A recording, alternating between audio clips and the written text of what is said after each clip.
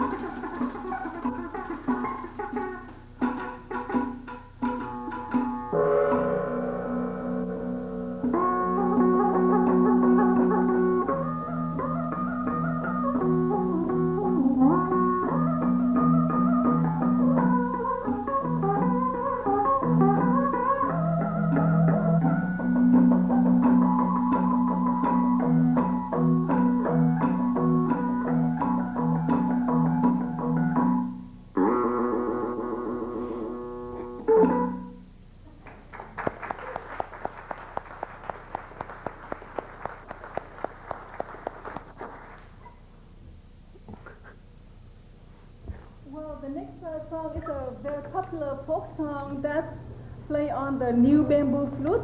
The instrument comes from Chi's idea.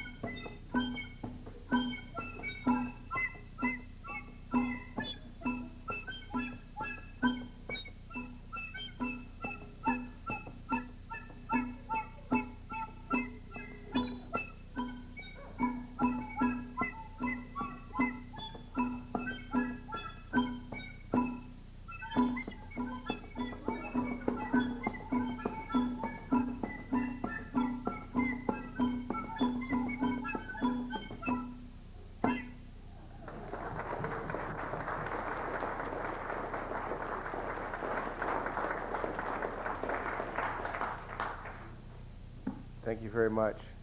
Looks like great exercise. You know, we may want to try that. Council is required to meet in camera later this day. The reasons and authorities under the Vancouver Charter are listed in the agenda. Would someone move the motion? Seconder? All those in favor? Opposed? Carried unanimously. Minutes 1 are the minutes of the regular council meeting following the Planning and Environment meeting of October 7th. Councillor Roberts is chair. Do you have any comments? Yes. We have 3 items on the agenda. The first item dealt with the Vancouver International Airport. There was a presentation to update information on the airport regarding airport operations and capital, environmental, and community projects. The second item was a warning to prospective purchasers of 7690 Fraser Street. The council directed the city clerk to file a 3360 notice against 7690 Fraser Street to warn prospective purchasers that there are bylaw contraventions related to this property. And the last item was another warning to prospective purchasers at 827 East 18th Avenue. Council directed the city clerk to file a 3360 notice against that property to warn prospective purchasers that there are bylaw contraventions and authorize the Director of Legal Services at her discretion to commence legal action and seek injunctive relief in order to bring the building into compliance. And with that, I move those minutes be adopted as read. Seconder? All those in favor? Opposed? Cadman, it's not yet. Councillor Wordsworth. Both for these minutes and the next minute, I was away on a leave of absence on civic business. We have that amended. The minutes as amended. As so moved. All in favor? Opposed? Carried unanimously. Minutes 2 are the minutes of the regular council meeting held October 19th. Any correction to the minutes? Seconder? All in favor? Opposed? Carried unanimously. Minutes 3 are the minutes of the business license hearing held October 19th. Councillor Sullivan as chair. Do you have any comments?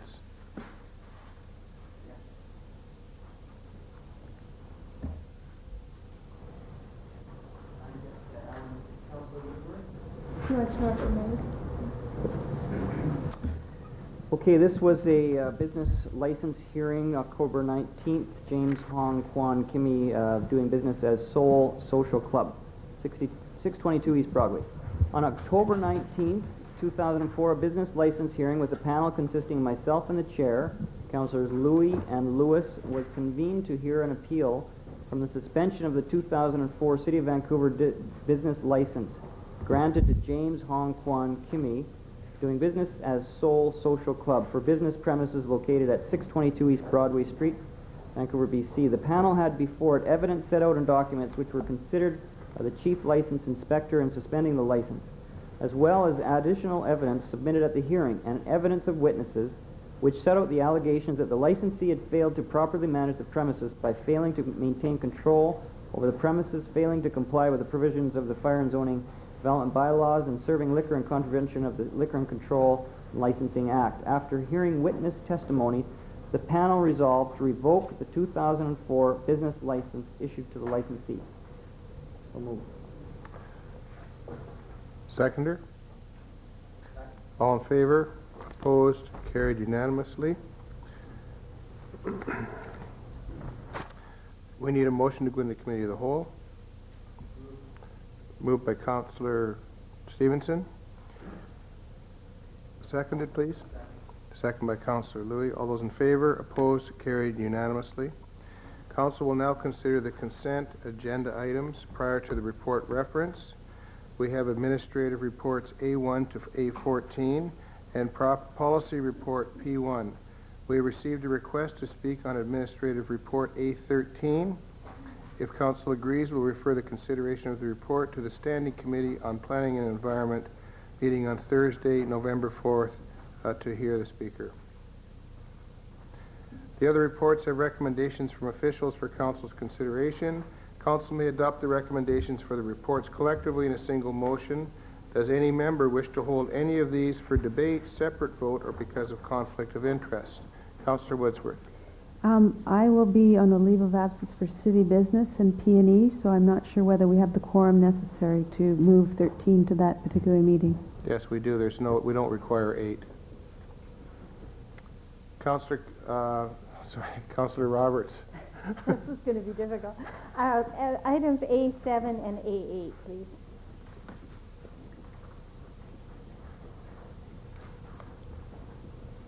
Seeing no further, would someone move adoption of the recommendations with the exception of report A13 and reports A7 and A8, which are being held for separate vote? All those in favor?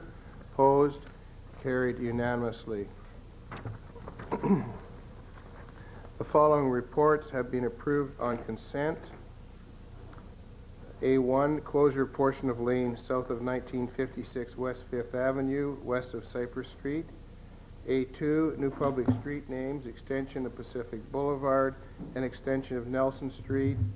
3, year 2005 animal control dog license fee amendments. 4, single room accommodation bylaw. 8733, application to exempt all 34 designated SRA rooms at 826/830 Hastings Street, the Jolly Taxpayer Hotel. 5, lease amendments for the Wellington, 1399 Fountain Way.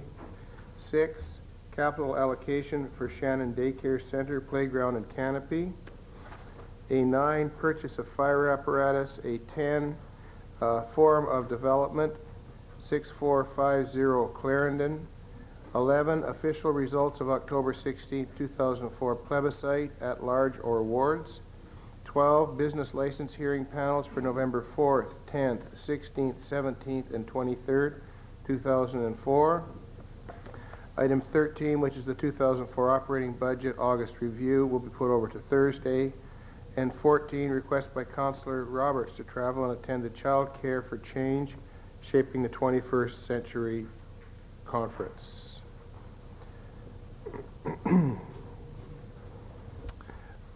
Excuse me. We have a report reference. Oh, I'm sorry. Okay. Policy reports. P1 is energy efficiency purchasing policy. We have a report reference on the homeless action plan today. Jill Davidson, senior housing planner, will present. Welcome.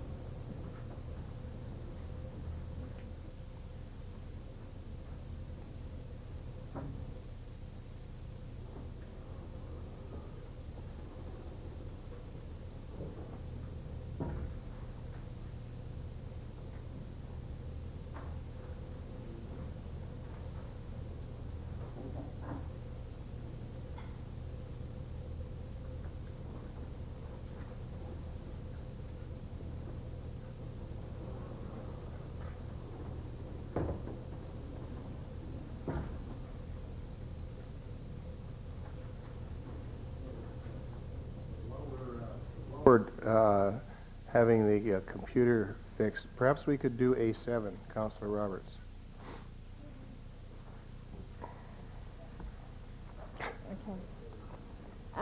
Okay.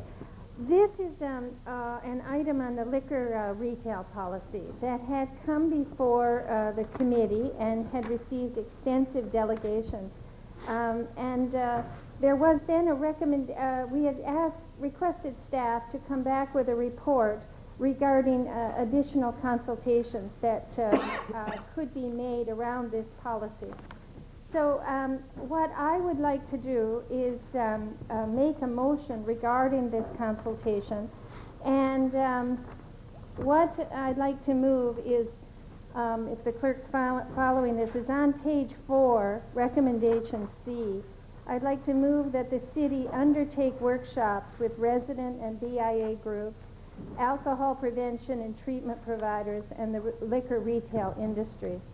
And what this would involve is, rather than an extensive consultation that would take many months and some $43,000, I feel that this is an appropriate way to have 3 separate half-day workshops to discuss the policies and guidelines, and then staff could report back on that. I also have another motion in regard to this, and would you like to deal with this first, and then I'll Let's make deal the with this second? one first, All right. and then I need a seconder on this. Okay. Would you like to? Anybody like to speak to this? Councillor Sullivan.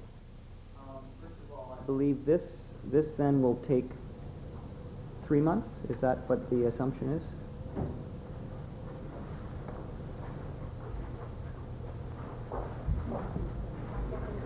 Sorry.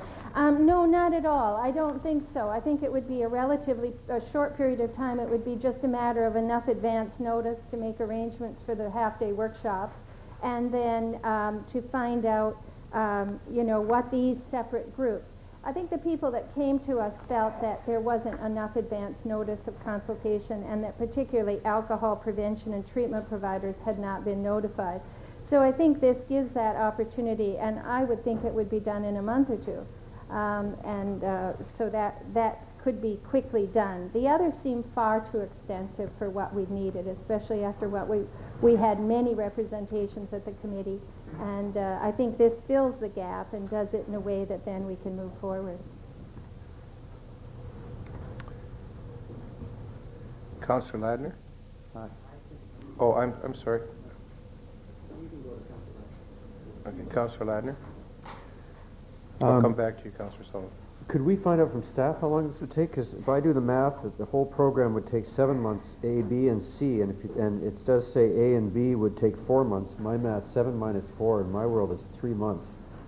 So can we have somebody who's involved with this give us an estimate of how long this would take?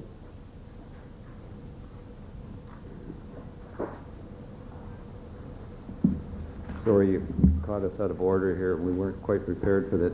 If I could just get clarification, you were looking at doing item C only as part of the public process.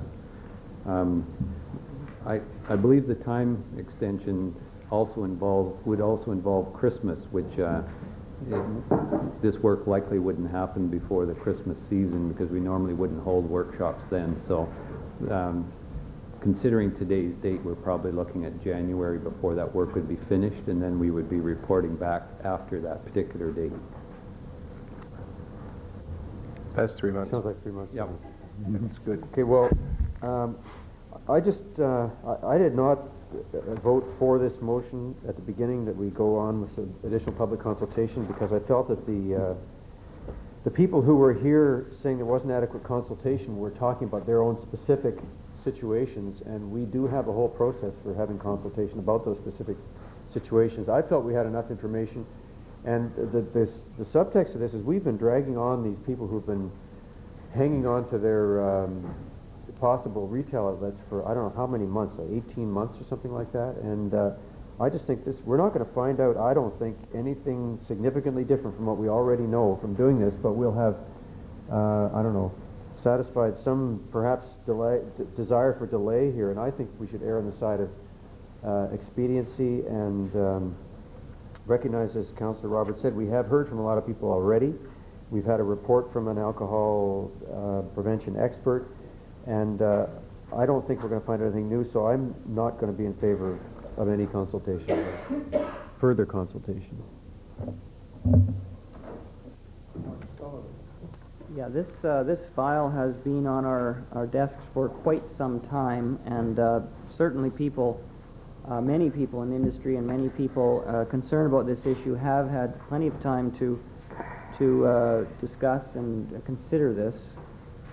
I also voted against this because I thought it left a policy vacuum. Right now, I think there have 160 locations where anybody can set up right now, or at least apply to have a liquor store, whereas the staff recommendations would have brought that down to 30, and it would be a much better policy framework to work within. I would be, I'm just thinking now here, maybe we could go ahead with this consultation at the same time as we approve one of these items here, because we did not actually vote on this, we postponed it. And I'm just wondering if council is interested, we could actually put in place the restrictions that would reduce the number of outlets to only 30, give the staff some sort of a policy framework to work within, and do the consultation at the same time. So I would be pleased if that was favorable to the council, because I think there's a recognition that we may have made the wrong decision, that we could go ahead with one of these motions. Speaking to the motion that is on the floor, Councillor Sullivan. So I'd be happy to go with Councillor Roberts' motion if she was interested in moving forward to put a policy framework in place right now. Thank you. Councillor Louis. Mr. Chairman, in fact, I would happen to agree with both of what all three councillors, in fact. Councillor Roberts has articulated very well that there seems to be a lacking in consultation that occurred in the last process. But I would happen to also agree with both Councillor Ladner and Sullivan that there is a vacuum of policy, not so much as a vacuum, but perhaps the current policy that we have isn't appropriate to what the intent of council is. And with that, I do in fact have a draft motion that I would like to amend the motion put forward by Councillor Roberts to include the language that I've articulated. So, Mr. Clerk, I have some copies.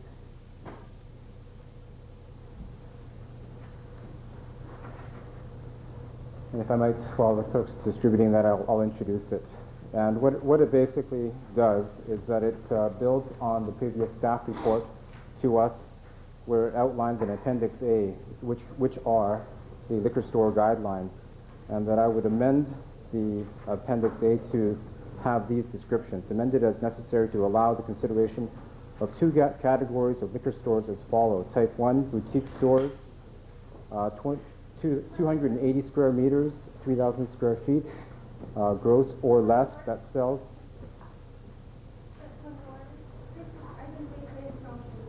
No, I know you have it. I'm making the... So, you made a motion, is that correct, Councillor Roberts? Right, and you've taken that notice, or that motion, and you've amended. I'm amending it to include this motion, what I'm introducing now, which is the direction that we should be giving staff in the interim at least. And if I might finish introducing it, then I'll speak to it. That it sells any combination of beer or wine to a maximum of one store to be considered in each identified local shopping area that currently have no liquor store of any type. In the downtown and central Broadway, where there are no identified local shopping areas, stores be a minimum of 500 meters from any type 1 or 2 store, and type 2 regular stores which are more than 280 square meters gross that sells any combination of beer, wine, and spirits. Only where type 2 stores currently exist may be relocated to close by. And finally, type 1 boutique stores or type 2 regular stores, but not both, to replace each of the recently closed liquor stores on Robson and Denman and Victoria near 49th or close by, and in each of the 2 emerging neighborhoods, Southeast Falls Creek and East Fraserlands, and that the liquor store guidelines be approved as amended. And that's my amendment, Your Worship. Could you tell us the whole motion included? Just the bottom page of the appendix.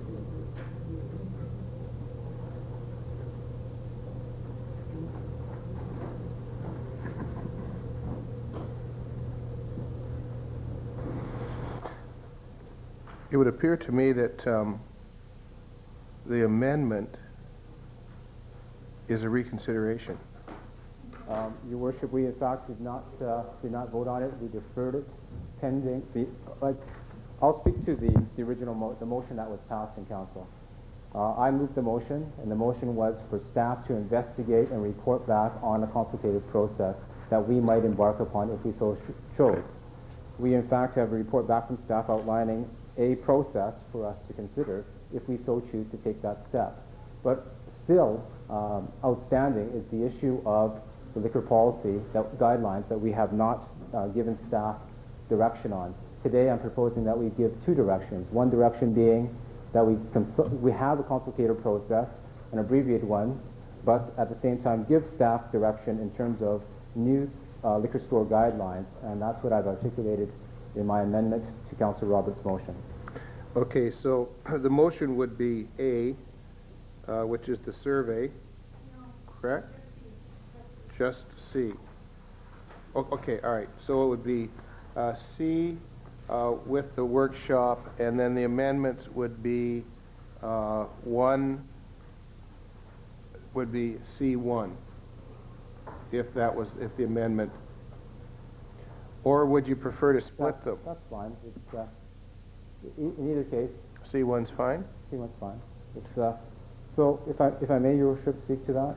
Yes. Well, clearly staff said in our last meeting was that there was issue with perhaps not proposing or not making amendments to our existing liquor store guideline policy, and that there are 100 and some odd applications in process, and actually about 37 or so that could be coming on stream.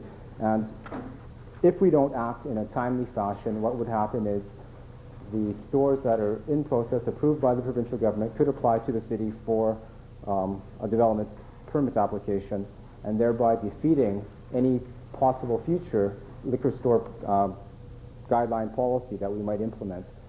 So having taken that into consideration, I think it is appropriate that we move with some speed, that we implement a policy which would more closely resemble what we would want here in council, which is, in my opinion, some control, rather than having the possibility of 160 some odd locations across our city. Not saying that they would all be approved, because they would all have to go through their own particular public consultation process. But I think it is appropriate that we give direction and that we, in this instance, limit it to these locations. Thank you, Worship. Thank you. Councillor Roberts. Yes, well, I support Raymond Louis' amendments to this. That was what I was referring to for my second motion. So Raymond Louis. Councillor Louis. Councillor Louis, Mr. Councillor Raymond Louis has beat me to the punch, but that's great because the idea is that we do need a bit tighter regulations. I think that they are a little wide open now, and we are ending up with stores in some locations that are not totally appropriate. But what I wanted to clarify is that this will end up with 12 possible locations for liquor stores, but it won't necessarily be up to 12 because each one of these would have to go through their own separate process, which is a notification of the neighborhood. The neighbors would have an opportunity to talk to council, and council would have to approve these one by one. So I think that these provide some rational rules, and I think the industry has been waiting for those. There's no question about that. But also the neighborhoods have been waiting for rules that are rational but also restrictive enough and respectful enough of neighborhoods. And I think this does end up to be a good compromise and provide service around the city, but restrictive enough that it won't infringe on the rights of neighborhoods and won't be too close to schools and won't be too close to other family-oriented activities. So I think this ends up finally resolving the matter in a good way. We will still go through with the consultation. If at the end of the day some major changes are recommended, council can look at that. But I think this does deal with an issue that does need to be dealt with today and put these guidelines in place so we can go forward. And as I understand it, these guidelines would immediately be applicable to all the applications in stream, that they would apply immediately to all those coming on, which is why it is good if we go ahead and vote on this today and get it settled. Thank you. Councillor Sullivan. Well, I believe that the decision to postpone in the last meeting was a bad one, and it did create a bit of a nightmare for our staff. And I do congratulate the council for coming to their senses. I think this is the way we should have gone, and I think this gives us both not only the policy framework that we need to have for their staff, but also gives some public consultation, which gives opportunity for thinking these things through with the community. I wanted to ask our staff, though, because this is sort of a surprise to me to be going this way, which I'm very pleased about. But basically, Appendix A was moved, the bottom of Appendix A. Are we not essentially endorsing also B? Is that what this does, or does that not do that? My understanding from reviewing the motion amendment that Councillor Louis put forward is that it is essentially the same as what is at the bottom of your Appendix A. And that is neither A nor B. The original staff recommendations in the last report were A and B that were a variation from each other, and those are repeated in your Appendix A. And at the bottom of Appendix A was another option, and my understanding is that's what this current motion is basically the same wording as that. And what, in a simplified form, what is the difference between what was just moved and A or B? What was just moved would open up the possibility of fewer locations than either A or B would have. Oh, I see, okay. And could I also just ask for a little clarification in the original motion regarding funding to carry out this workshop phase of the consultation, which would be about $13,000 of existing budget, just to get the old money thing in there? Not hinting or anything? What was, sir, what was the question? The question was, where are they going to get the money for the consultation? Right. Can I just ask, though, to have clarified what the motion that was just moved is? Can you give some details as to what is changed then, and from A and B, what the restrictions are? I just have to, I've got so many pieces of paper floating around here. Okay. Staff's original recommendations back in September 30th, A and B, which are essentially the same, would have been that you could locate a boutique liquor store in each of the identified local shopping areas. And in addition to that, you could have the existing regular liquor stores. So in other words, certain shopping areas could have ended up with a regular liquor store and a boutique liquor store. A public liquor store and a private one? Nothing to do with ownership. Oh, I see. Okay? Okay. We cannot distinguish ownership and land use. Okay. So you could have had a regular store, that is one that is larger and or sold spirits, and a boutique in some of the local shopping areas where there were already liquor stores. The difference with the current amendment that Councillor Lewis proposed is that you can only have one store of any type. So if there's already a two in a local shopping area, so there's already a regular store, you could not have a boutique in addition to that. And that's why the total number of locations would be reduced, possible locations, from about between 30 and 35 down to about 12. Is that clear? So if I could give one example, say, I know the Voda, for instance, has approached me about interest in converting to a nightclub to a liquor store. Would that be not allowed under this? You've picked an example which is sort of an area that's an exception to the general rule, because it's not in an area that is a local shopping area.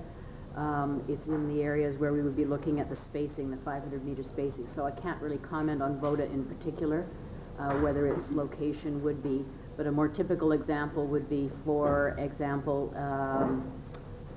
the Granville Street. There's a liquor store right now at 11th and Granville in that area. And what these guidelines would mean is that there couldn't, and that's a regular store, a boutique store could not, an additional boutique store could not locate in that Granville local shopping area. You basically stick with the one store. Okay, thank you. Councillor Bass?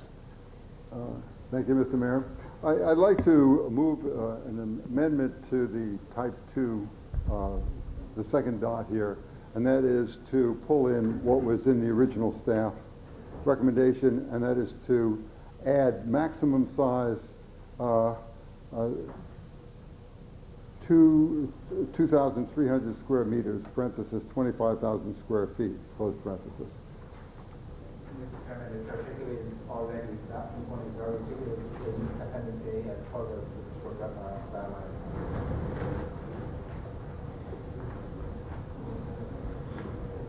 Do you understand that, Councillor Bass? Where is that? That's okay. That's in Appendix A. But if we're moving this, Perhaps I could clarify. please. If you look at the, when we conveyed to you Appendix A in the September 30th or July report, actually, it contained a whole range of changes, one of which was the limit that you just mentioned. The issues on which Council had a choice were the ones that were addressed by the Council, the recommendations A and B that you deferred. So if you look at the bottom line of the Councillor Louis circulated motion, and it says, and that the liquor store guidelines be approved as amended. You see that? I see. Okay. That So incorporates okay. the So I withdraw limits. that, then it's covered. Thank you. This is Councillor referring, Ladner? by the way, to Appendix A for the clerk's information in the previous report. Am I correct in reading somewhere that the staff was recommending not what Councillor Louis proposed, but the top half of Appendix A, items A and B? And if that's the case, why were you recommending that and not what we're looking at now? In the previous report, staff recommended A or B. We discussed this other option in the body of the report. We circulated a resolution draft at that meeting on September 30th that embodied that option. We did not make a recommendation one way or the other, so this is an initiative of council to bring that forward to the floor. But it does say here, staff report also described but did not recommend an option that would result in about 12 possible locations. We are looking at a recommendation that would result in 12 possible locations. Why did you not recommend that? It's a bit of semantic. I don't mean we did not recommend it in the sense that it was not brought forward in the previous report as a recommendation or as an option in the recommendation sections of the report. We're not intending to say that it's not workable or not doable. So we haven't got a position.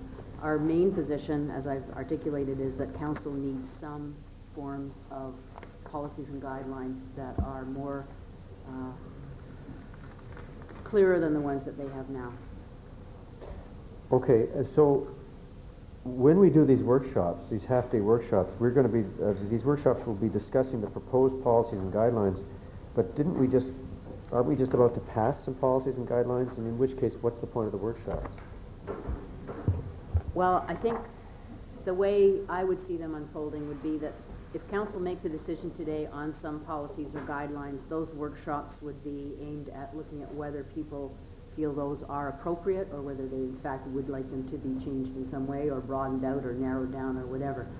So in some sense they would be have to be reworked in a slightly different way than if you made no decision today at all.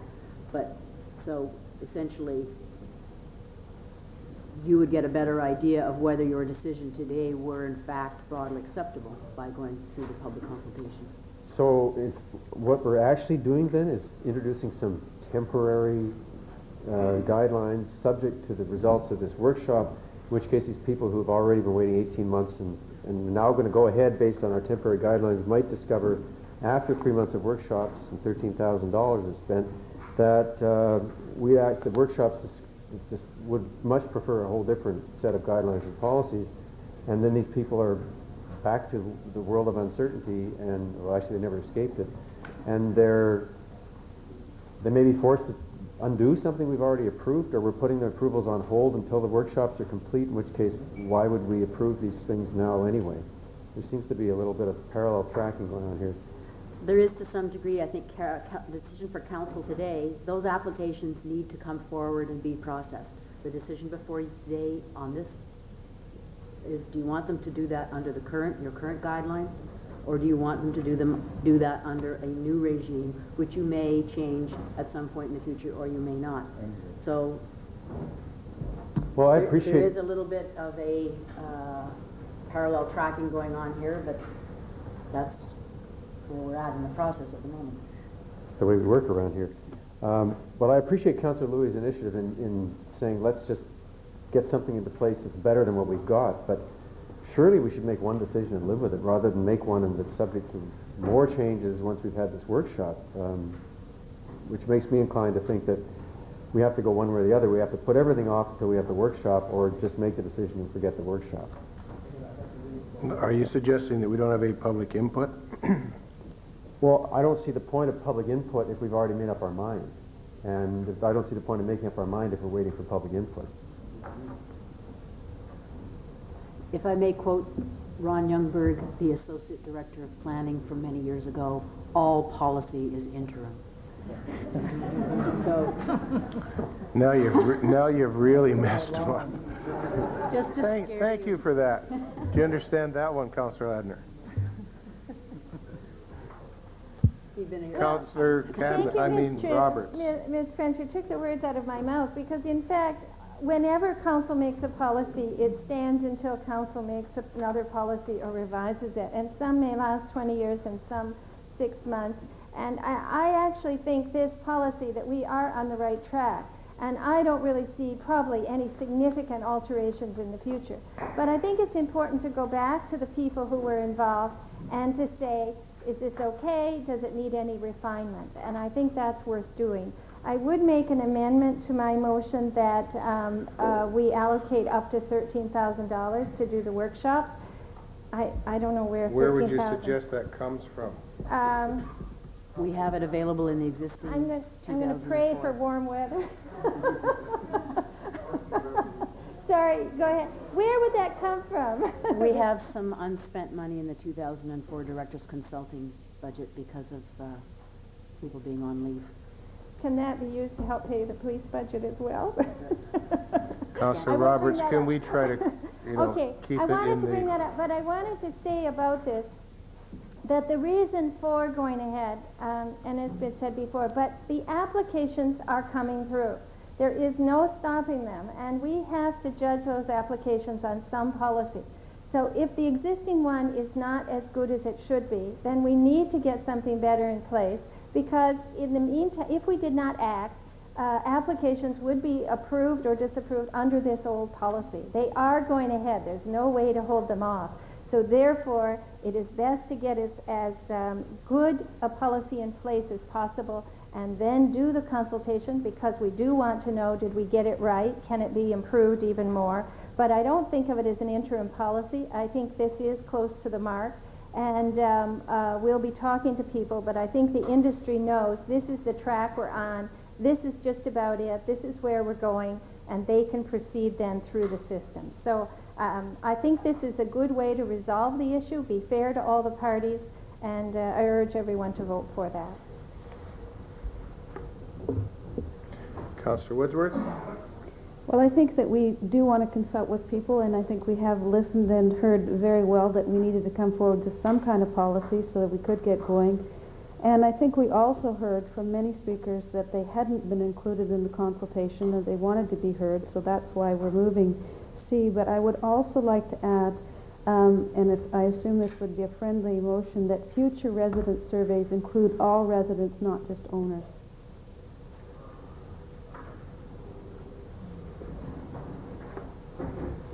Councillor Louis?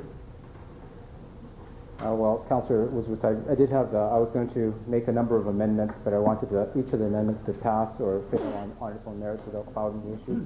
Perhaps we could settle my amendment to Councillor Roberts' motion, and then I'll introduce a couple of subsequent ones in that regard.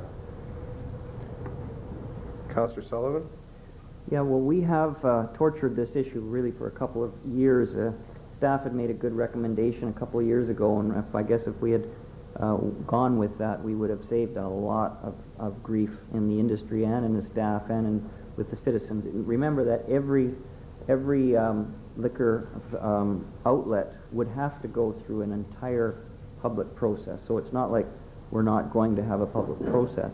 But I'm very concerned about the financial state of the city. I think, it's getting cold these days. We hope we don't get snow.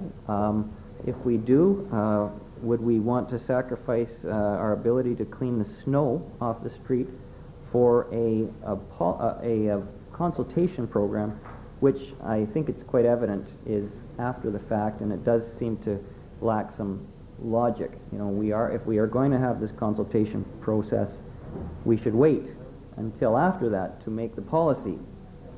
So I think it would be prudent for us not to do this consultation process and just pass these motions. I think they're still defective in that they do ignore the original staff recommendations, but they're way better than where we are right now. So I would like that separated so I can vote for Councillor Louis' amendment, but against the consultation. Seeing no further discussion on the amendment. On the amendment, all those in favor? Yeah, but I have to go on the Councillor Louis' amendment. Okay, I have to do the amendment, then we'll go. So all those in favor of the amendment? Opposed? Carried unanimously. On the original motion? Your Worship. Yes, Councillor Lewis. Your Worship, I have a subsequent amendment to the main motion to add a, let's call them A, B. No, we have, Well,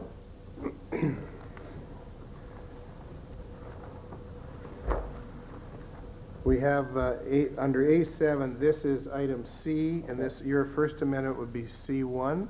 so let's call this C2. Okay. As articulated by Councillor Woodsworth, Council has received numerous complaints regarding the lack of neighborhood notification when we receive liquor development permit applications and process them. And so I would add C2, therefore be resolved that staff review the neighborhood notification process and report back to Council on options to improve it. And I have copies for the clerk. And if I may speak to that, Your Worship. I expect that this should in no way hamper the ongoing process with, if in fact the motion as amended passes, that it should not hamper the process of processing the applications that come before us. But it is important that we have ample opportunity for our neighbors to engage into the process and give them a voice into that. So I envision that this motion could be encapsulated. Amendment.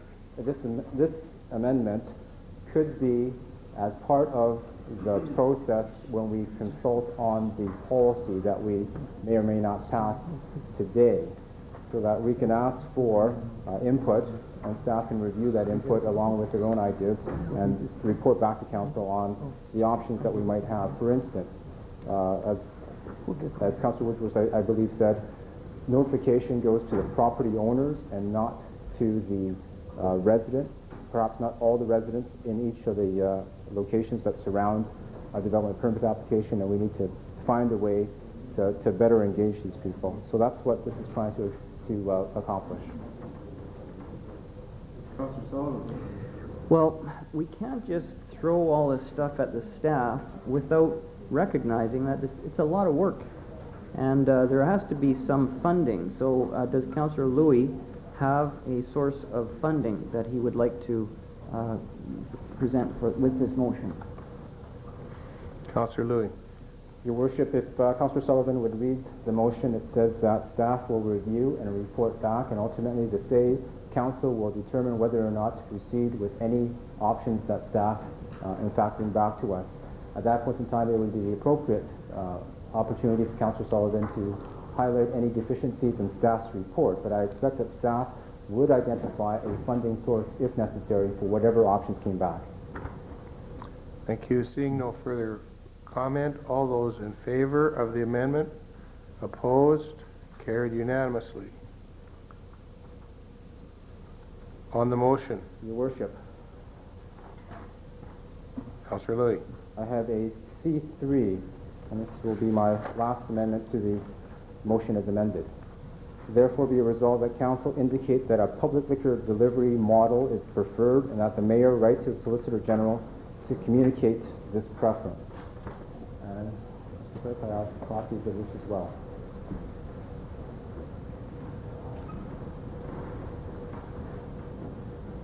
Your Worship, I'll speak to this motion. The reason why I'm putting forward this motion is because I believe that public liquor distribution model is the backbone of our system here in the city and has provided us with good, adequate, or good service to our citizens. It's done an adequate job of safeguarding our citizens from perhaps things that other jurisdictions have experienced with a private delivery model. And I think that it is appropriate that we encourage the provincial government to follow this model that has worked so well for us for the period of time that it has, and that Council communicate that to the province. Thank you. Councillor Sullivan. Well, I can't support this motion. I think it does help me understand the other motion that Councillor Louis did move, that it would restrict a private liquor store from going where a public liquor store exists. And I don't think it's within the purview of us, this council, to be indicating that we think the private sector is not capable of performing at the level of the public sector. I think that is an issue of provincial liquor policy, and I don't think it, quite frankly, matters to this council which way we go. We should not be making this kind of a statement to the Solicitor General, so I won't support this. Councillor Ladner? Well, I also have a problem with this, which seems to me just kind of like a, I don't know, some kind of an ideological creed that we're going to recite together here. Because what does it say to the people, the hardworking people who've got these small retail businesses together, these private businesses that we've already abused so badly through the process? Now we're telling them we don't even think that what they're doing is worth anything compared to the public stores. And as Councillor Sullivan's pointed out, we've already ruled them out of any neighborhood now that the public store exists. And of course, it's only an interim policy. So I don't really see the point of this, and I think that we have ample evidence of some wonderful private stores, all the liquor, the wine stores that I know Councillor Green likes to go to these wine stores, and places that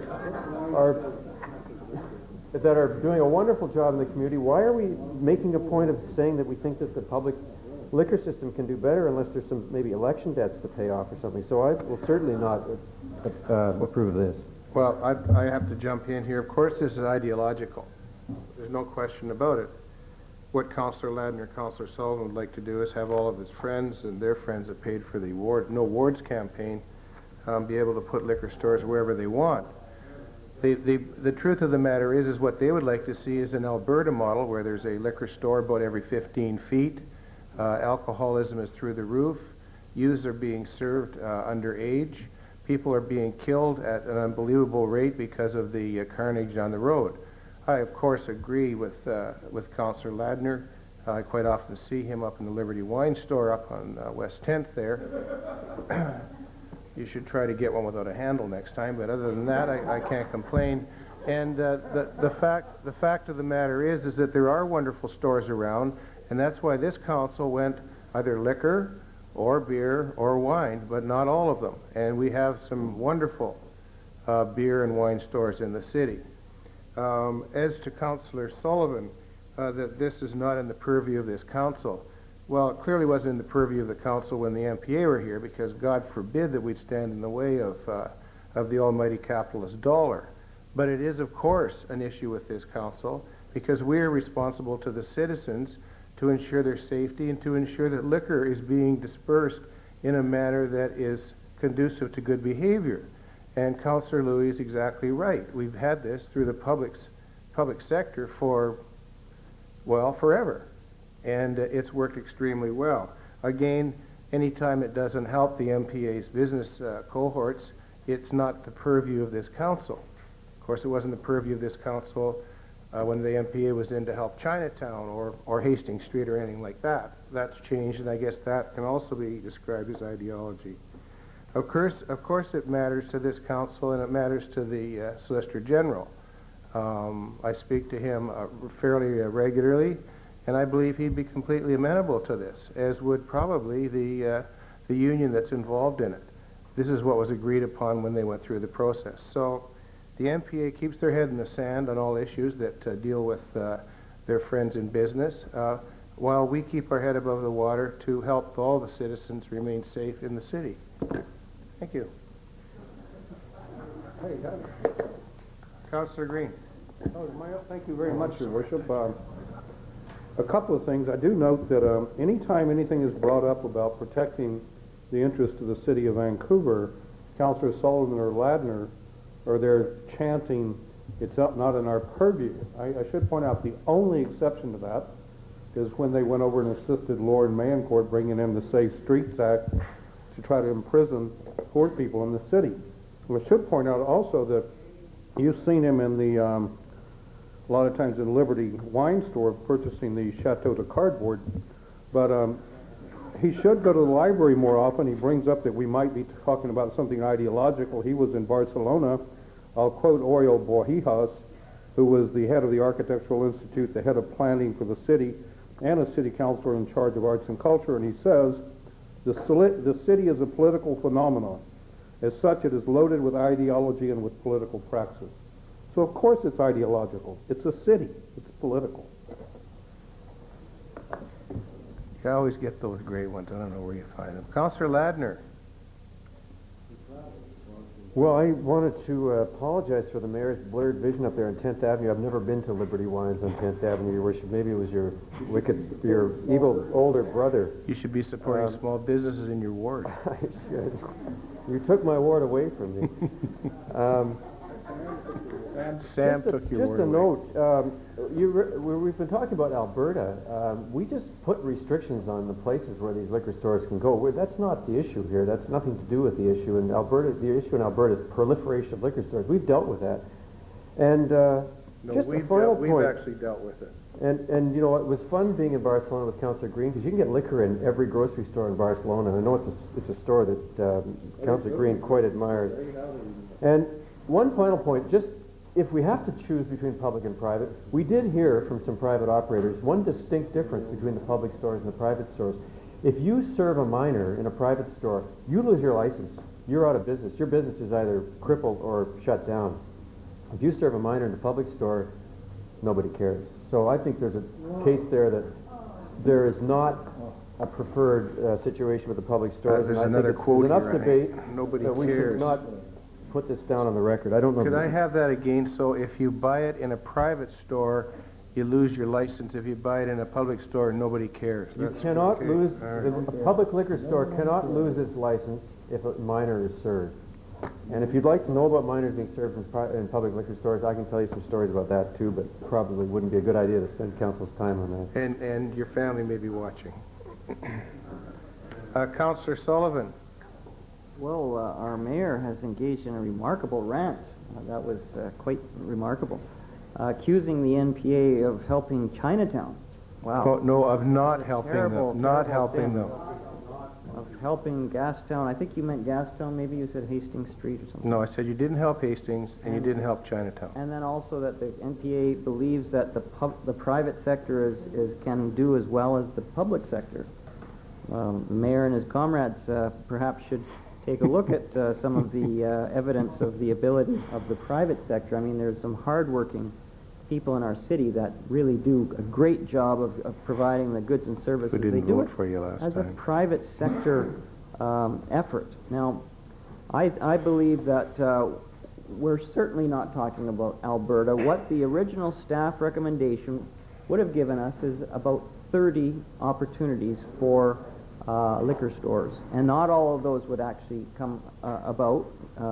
It would have actually enabled the private sector to compete with the public sector, and I believe that if Councillor Louis is honest with himself, he will say that he would have no trouble having a private liquor store compete with the public liquor store, because if the public liquor store is so good, then they wouldn't have to worry.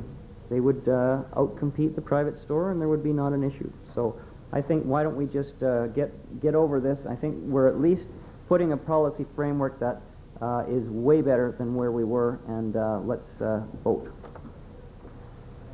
Are you calling the question?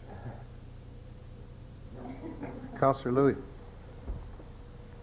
Well, I certainly have a lot of material to work with. Councillor Sullivan speaks of honesty. And need I remind Councillor Sullivan about what occurred at the referendum. But that's a matter for the police, and we'll see what comes of it. But if Councillor Ladner's idea of fun, as in Barcelona, is liquor stores in every corner store, then really people need to analyze what Councillor Ladner is all about. Because certainly my idea of fun is not to have liquor distribution in every neighborhood corner store across our city. And Councillor Sullivan talks about 30 some odd stores, or it's actually, I think, 36 additional stores would be the possibility of additional locations of the plan that perhaps Councillor Sullivan was initially in favor of. And the city has about 50 currently. So it's a marked increase in what Councillor Sullivan would want to have happen in our city.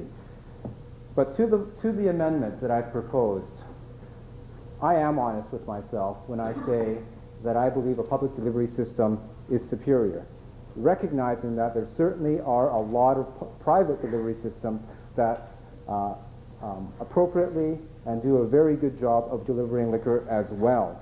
And this motion in no way inhibits that ability to enter into the market and compete with the public sector.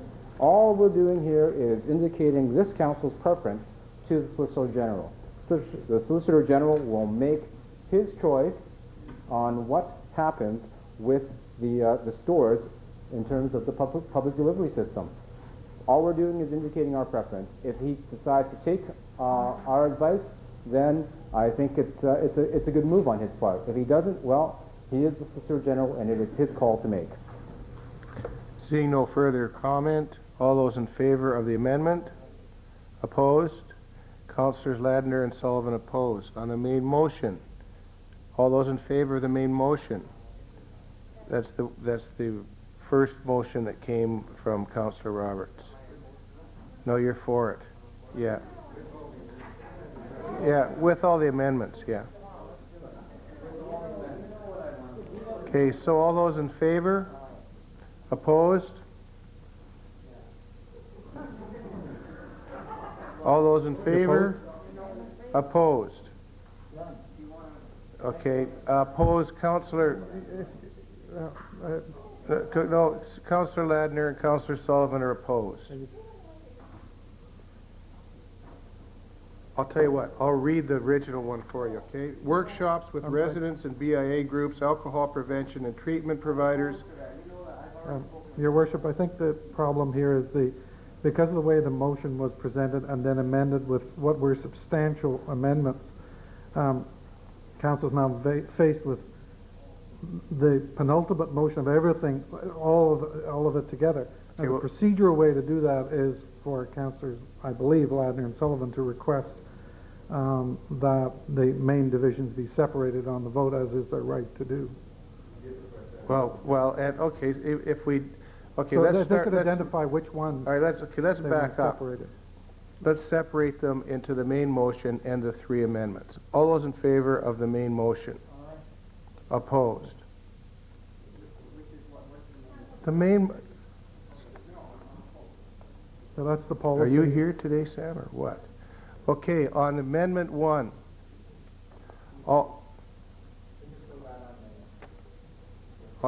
In favor of Amendment 1. All those in favor? Opposed? Carried unanimously. Amendment 2. They're in front of you, Sam. Try reading them. Neighborhood notification. All those in favor? Opposed? Carried unanimously. 3. Council indicate that a public liquor delivery model is preferred, and the mayor right to Solicitor General communicate this preference. All in favor? Opposed?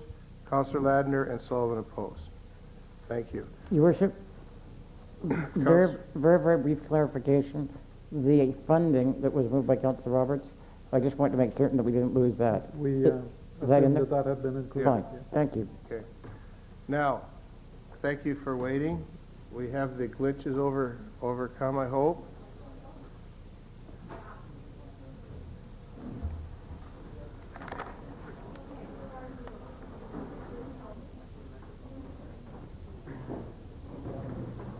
I'm here today to give you an overview of the Homeless Action Plan and to answer any questions that you may have.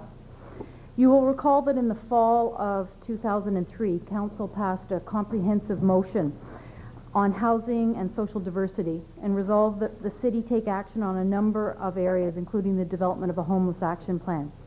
Then earlier this year, Council endorsed a framework for the plan as 3 ways to home: income, housing, and support services.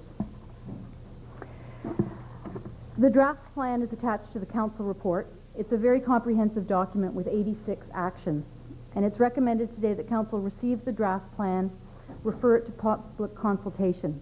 The plan will then be revised with changes from the public review, and then we'll report back to Council with a final draft for adoption. My presentation today is going to cover 5 areas, which you can see on the screen. I'll start with some background.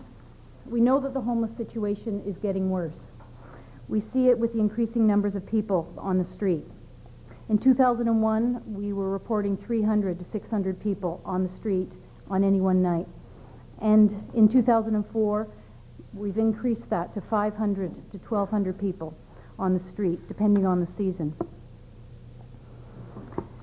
There are also about 700 shelter beds in the city during the winter. This is an increase from 550 beds about 3 years ago.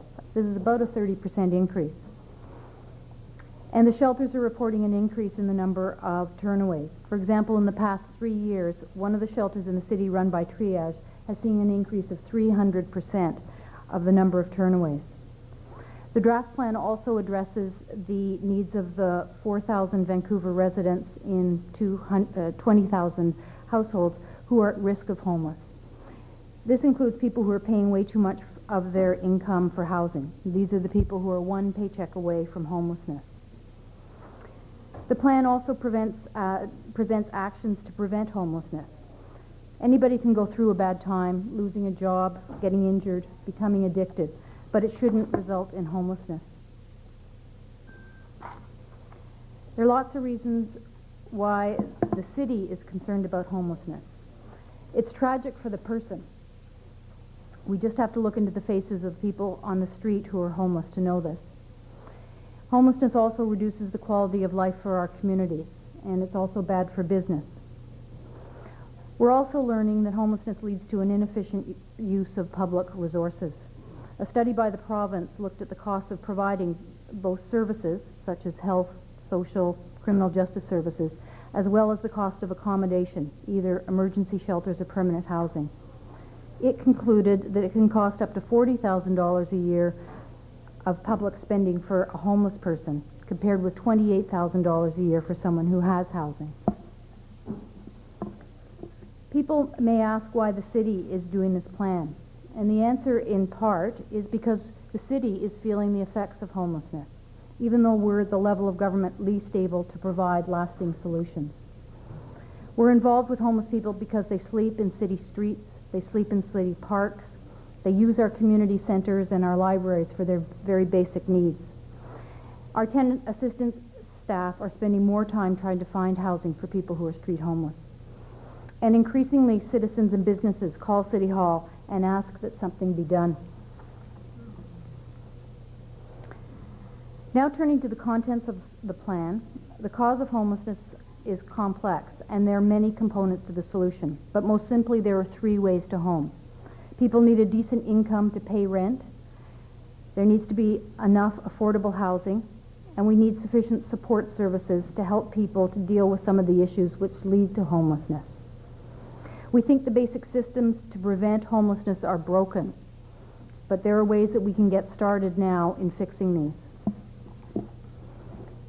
As I mentioned, there's 86 actions in total in the plan, and I'm not going to go through all of them today, thank God. But I will give you some examples of the actions in the 3 areas of income, housing, and support services. And then I'll highlight the key action in each area that would make a very significant difference in reducing and preventing homelessness. In terms of income, the plan recommends 17 actions, and these relate both to changes in the income support programs and also to increasing jobs and training. First and foremost, changes are needed to the provincial BC Employment and Assistance Program, so more people can be eligible for and receive welfare. The barriers are now so high, and this has caused more homelessness. The rates, which haven't been changed since 1991, should be adjusted to at least reflect the changes in the cost of living for the past 13 years. This would mean raising the rates for a single person from $515 a month to $630 a month. We also need to provide decent wages, and there are actions in the plan relating to minimum wage, training wage, and a living wage. In terms of employment insurance program, the federal government, eligibility has been reduced. In 1992, 77% of unemployed people qualified for benefits. Now, only 35% of unemployed people qualify for EI. Turning to jobs and training, there needs to be more effort to target the multi-barriered. There are some excellent programs underway that we can build on. For example, Blade Runners and the Vancouver Agreement Employment Case Coordination Service. I'd like to highlight the key action under income, and this is making changes to the welfare system. Through the work that Judy Graves does, walking the streets overnight and talking with homeless people, we know that an increasing number of people are not on or not eligible for welfare.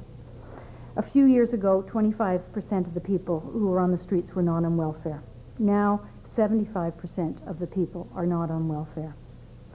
There are significant barriers for people getting on. There's a 3-week waiting period, a requirement for a job search, requirement for 2 years work experience, and at least 3, if not 4, visits to MHR offices. All that before you can get on welfare.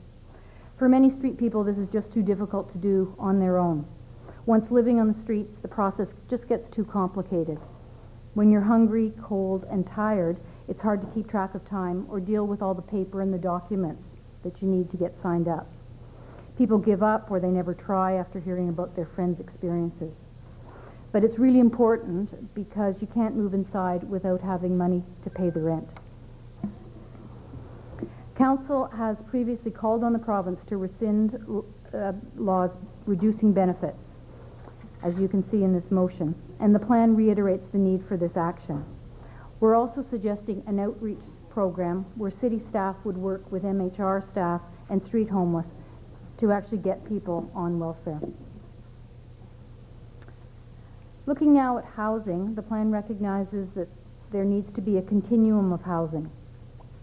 There are 27 housing-related actions in the plan. In preparing the plan, we struggled with a real dilemma. We know that providing permanent housing is the solution to homelessness, but building housing takes time.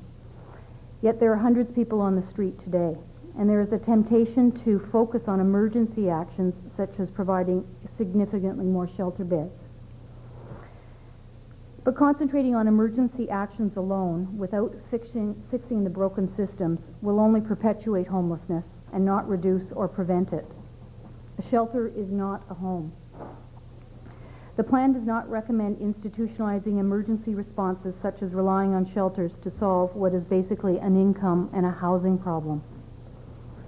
We are recommending that the emphasis be placed on permanent housing and supportive housing in particular.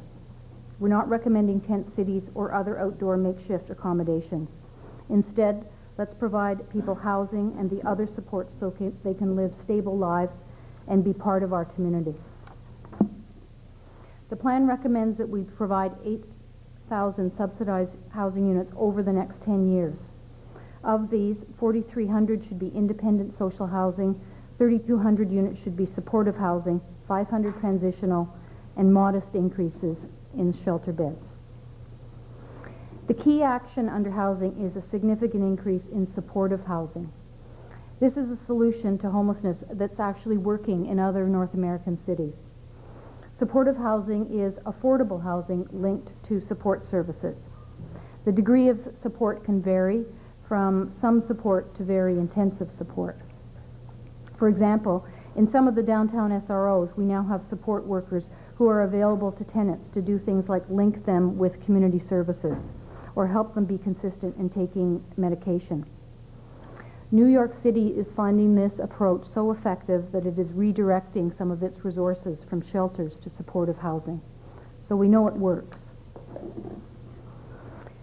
For the people who are very street entrenched, studies in New York and San Francisco show housing with a more intense level of support does work to get people off the streets into housing and into housing where they can stay.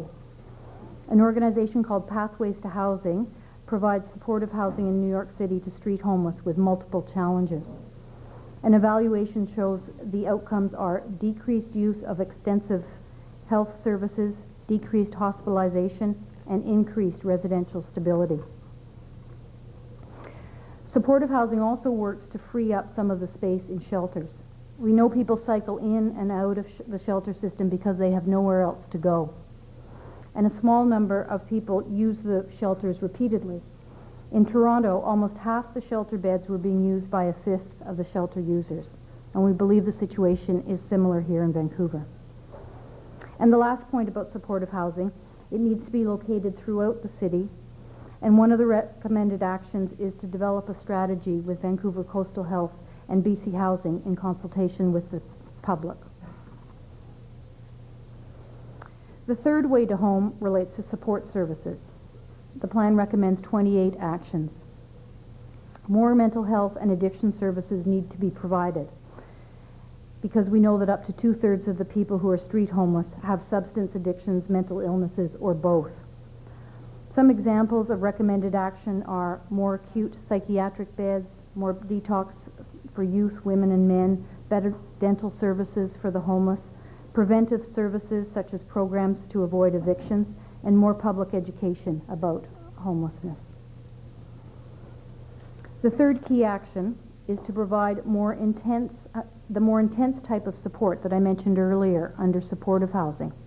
And this can be done through assertive community treatment, or ACT.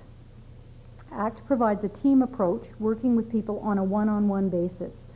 It brings together a team of workers knowledgeable in a number of areas such as addictions, mental health, peer support, job assistance, etc.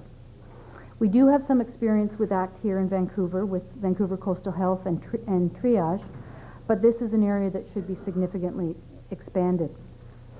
An ACT can be delivered in a number of ways. It can be linked with specific housing projects, or it can be available through community-based mental health and addiction services. In summary then, the plan calls for 3 key actions: changing the BC Employment and Assistance Program, building supportive housing, and increasing mental and addiction services by focusing on ACT. Turning now to the roles that can be played by the various stakeholders, we know that the problem of homelessness is a regional, provincial, and national problem that the city alone can't solve. To be effective, we need to coordinate our actions with our neighboring communities. And this was recognized in the Regional Homeless Plan, which many municipal councils endorsed, including Vancouver. But even collectively, municipalities can't deal effectively with the problems of homelessness. The underlying causes are really within the jurisdictions of the provincial and the federal governments. The province is responsible for income programs, social assistance, social and health services, including the funding and building and operating of shelters and social housing. Many of these programs are funded by the federal government. The Vancouver Coastal Health Authority manages and delivers health programs, including mental health and addiction. Of all the 3 levels of government, municipalities are the least able to pay for the solutions of homelessness. And that's because of our heavy reliance on the regressive property tax and our limited access to larger funding sources like income tax. But that isn't to say that the city doesn't have a role to play. In fact, the plan identifies more than 20 actions where the city should be involved. These can be in areas such as outreach, getting people more on welfare, through our project permitting process, where we can link project approval to the provision of jobs. In the area of housing, we can continue to assist with land for social housing, various types of social housing. And Council has previously agreed that we should be spending $2 to $3 million a year in land lease write-downs, and also $2 to $3 million a year in capital grants. We could see a modest increase in that area. In terms of support services, the city can be involved in linking housing and mental health and addiction services. I've talked about developing a supportive housing strategy throughout the city, but we can also be helpful in revising the regulatory framework for supportive housing. In terms of prevention, there's a number of areas where the city can be involved, assisting in setting up a housing registry, discharge planning, or continuing our efforts in child care. Our community service grant program is one way to assist the nonprofit sector. At the end of the day, though, the city is most effective in working in partnerships with others. Turning now to the plan review process and public involvement. In preparing the plan, we had 2 workshops with service providers with probably over 100 people in total attending. We've also had discussions with homeless people.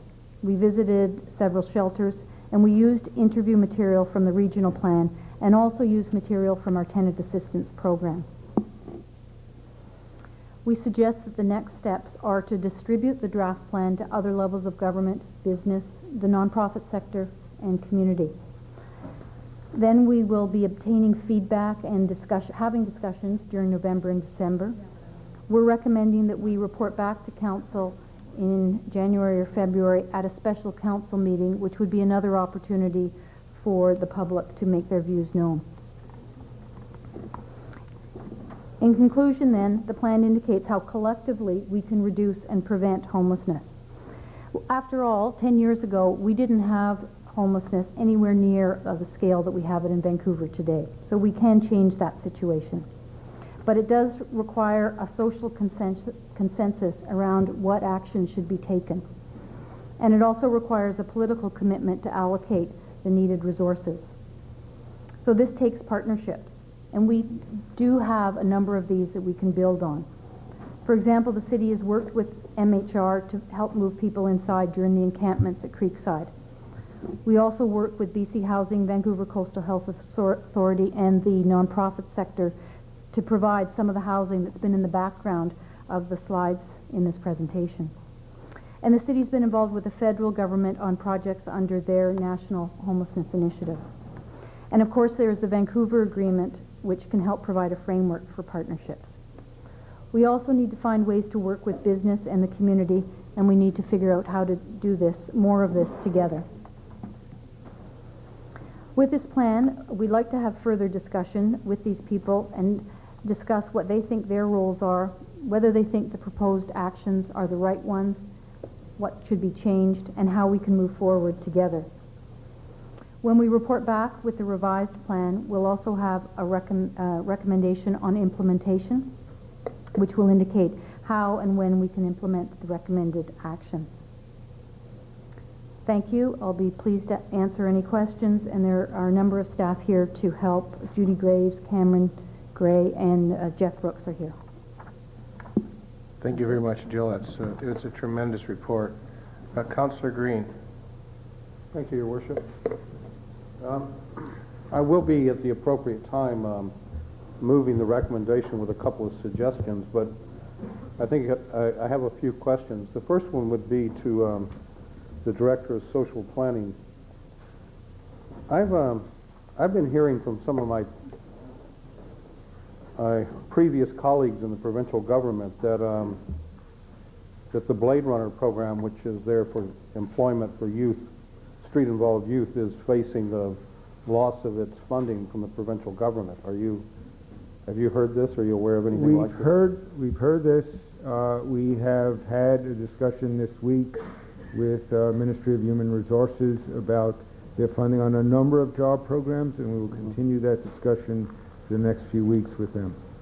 We are hoping not only Blade Runners, which is highly successful, but there are other programs like Youth Job Action and others can continue to be funded.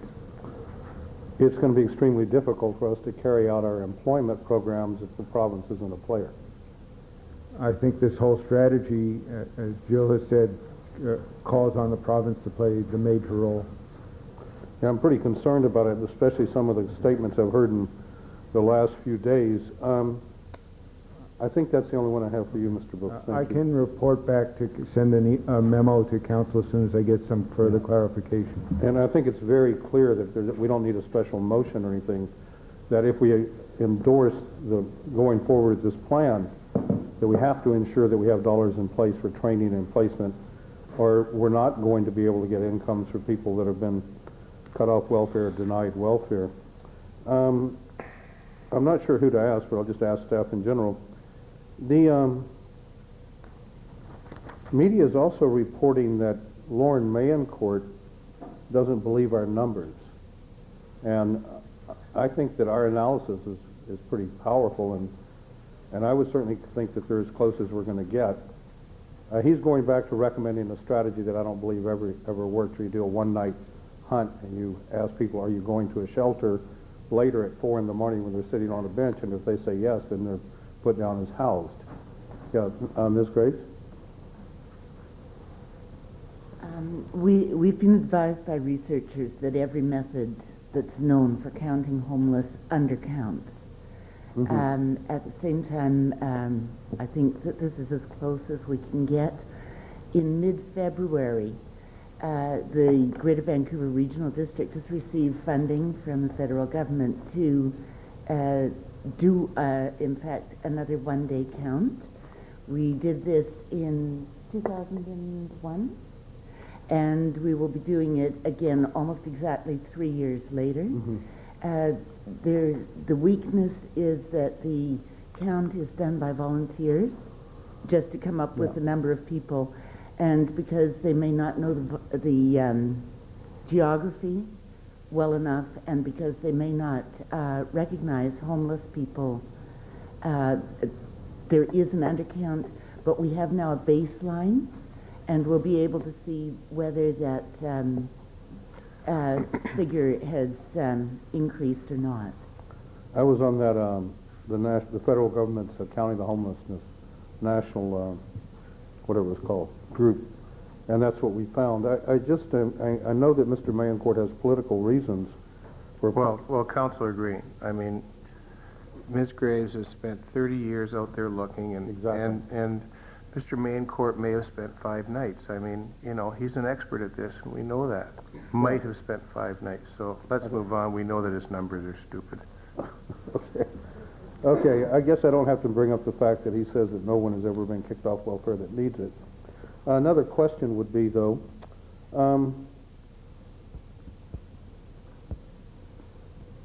how long has the city of Vancouver operated housing? How long has our housing department had the Central and places like that? For how many years? Since the early 70s. Early 70s. The city's been running housing like the Central and Oppenheimer and the Alexander. Okay, thank you very much.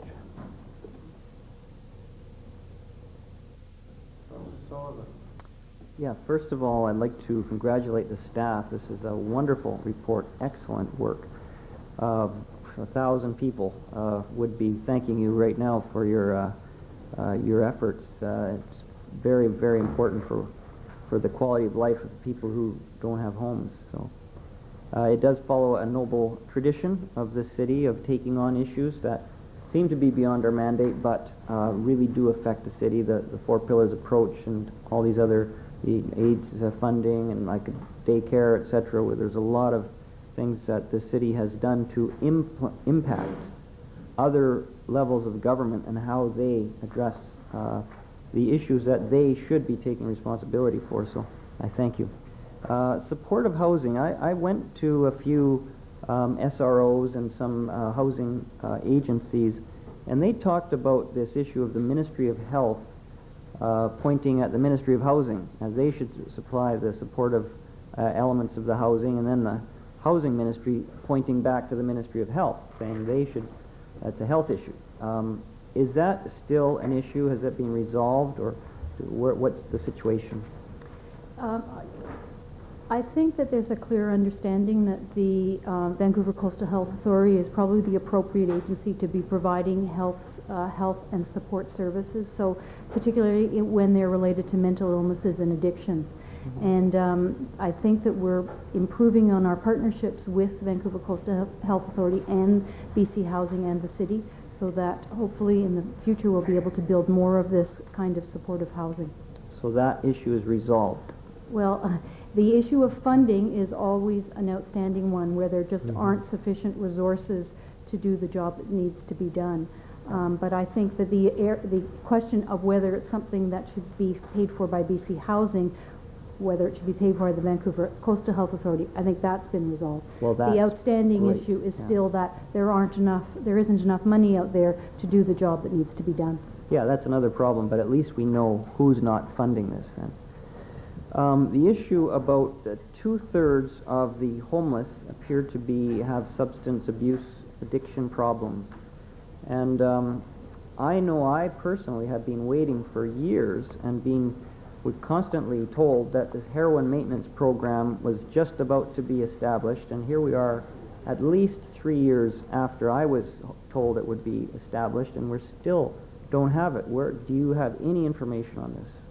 What I've been told is that it will be December of this year. It will be up and running. Thank you. You have to remember, though, Councillor, that it is not, in fact, a heroin maintenance program. It is a scientific study, so it's a very limited 150 users. But at least it gets us down the road to where we need to go. Which Yes. we recognize that many of these people are not going to get off drugs in any time soon, and that they can be helped and assisted to deal with the addiction through a maintenance program, which makes total sense to me. The issue of owning versus supporting an SRO, you're talking about purchasing every year. I guess we just had a philosophical debate about, is it better done by the public sector or the private sector? This issue, this ancient issue of should we be rowing or should we be steering? And many, I certainly am very interested in the ideas of the government as steering, not rowing. And could you address that, why you would recommend that we actually own them and purchase them? Well, to put this in perspective, the plan calls for 8,000 more subsidized housing units. And within that, we're recommending that the city purchase one SRO a year. So that might account for maybe 800 units. So it's actually quite a small part of the overall strategy that we're recommending. In terms of why we're recommending that SROs be purchased, there's a number of reasons that relate both to the housing and also sometimes to the building itself. So in terms of some of the other cities' objectives, heritage or a location and wanting to stabilize a particular area, it often makes sense to purchase SROs. I'd also say that it would be something that it's very opportunistic. Sometimes there's a good building out there that we can buy that's in a reasonable condition that we can renovate it, and sometimes there just isn't the opportunity out there. So we would come back to council on a case-by-case basis with a specific recommendation. Okay.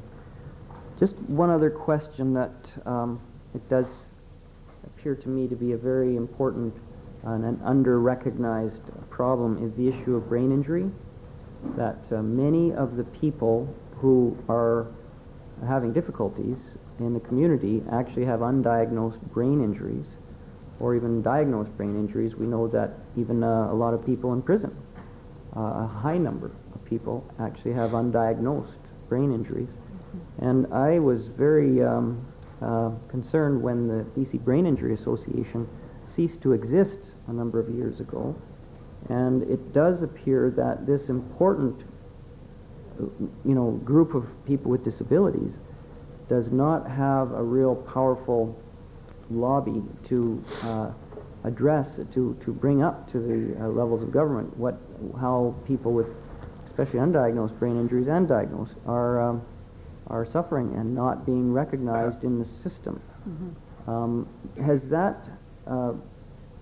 been a problem for you, or have you found it difficult to get the information on brain injury and how it affects homelessness and other things? There's almost no information out there. Like you said, there's almost no voice.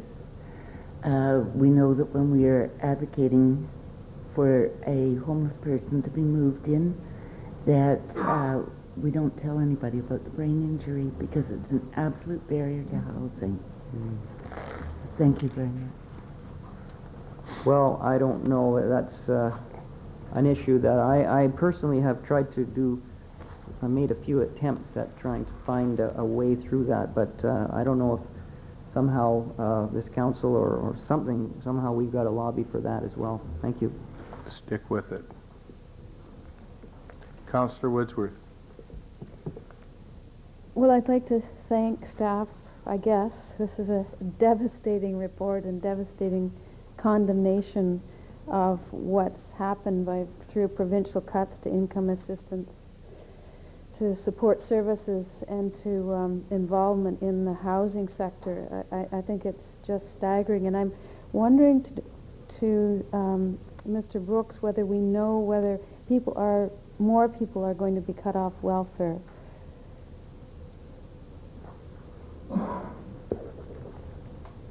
As far as our information, we don't expect any new policies. However, what Joe's reporting is the reality that it is more difficult for people to get on welfare. The series of barriers make it more difficult, so we're not expecting, given what the province has said, large numbers of people being removed from welfare. However, there'll be, as I say, people who just won't make it.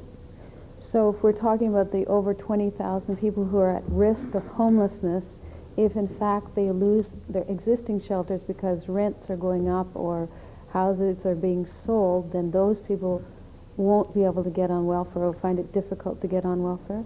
It is likely they may find it difficult to get through the waiting periods and meet the qualifications. So we hopefully, in this plan, I think it does call on more work with the Ministry of Human Resources and calling on the barriers to be reduced or removed. So then, given what's happening to rental incomes into this city, I would assume we're assuming more people will be on the streets without shelter. Is that correct? We're continuing to see an increase. So there's a steady increase year by year. And what the concern is that when people are without a home or on the street for short periods of time, the likelihood of them getting used to being on the street and then becoming truly homeless increase. And that's the concern, is to try to intervene very quickly and early. The longer they're on the street, the more difficult it is. I wonder if Ms. Graves could explain what that dynamic is. I don't think everyone quite understands why that's true. I think people assume that if you're on your street, you would just automatically be trying to get into housing and Excuse me. It's been fascinating to me. A number of homeless people are able to access email through the libraries. And so they send me emails that almost amount to a journal of the breakdown of personality with extended homelessness. And one of them, a very bright man, he describes himself as living under tree 47 in Stanley Park, subscribes to a word a day through the Oxford Dictionary. And he said that the word that best described that experience was ennui, which he described as, he defined as displaced lethargy. That without a home and without a standard place to be every day, a person very quickly loses a sense of time, loses a sense of future, and with no sense of future, hope disappears. And we find that when we're working with people who've been outside for any length of time, if we can't provide a solution immediately, they simply cannot believe that a solution exists. So if I come to somebody in the street and say, well, let's start today with a visit to the welfare office so that in 3 weeks you've got a check in your hand and we can rent you a place, he wants that place desperately. He wants to move inside with all of his heart. But he simply cannot believe that 3 weeks is ever going to come. He's like a 4-year-old waiting for Christmas. That piece of function disappears quickly. And if any of us was outside for any length of time, that would start to happen to us. It starts happening within the first week, and it becomes worse and worse and worse the longer the person lives out. So if we were able to provide the 75% of people who are homeless with welfare, how much would this cost the provincial government? We calculate it would be in the order of $5 million a year. So for $5 million, we could house all the people in the Vancouver area who are presently homeless? Who are on the street, that's right. And we have informed the provincial government of this? Well, we've provided this plan to the provincial government, and we'll be meeting with them to talk further about it. This is outrageous. This is unbelievable, appalling.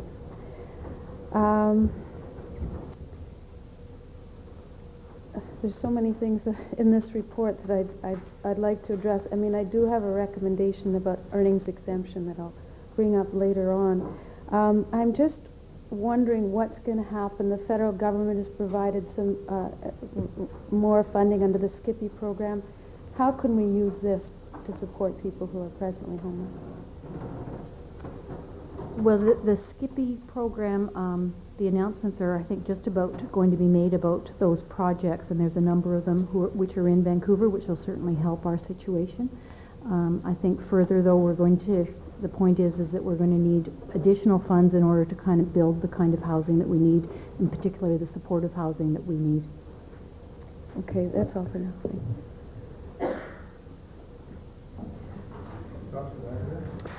Well, I too was very impressed with this report. I thought it was a monumental piece of work and pulled together so many things, and it was sort of daunting in its all-encompassing nature, the number of things that have to be done and it could be done. And I have no hesitation in, I'm sure, joining this council and exhorting to other levels of government to step up to the plate and do what they have to do.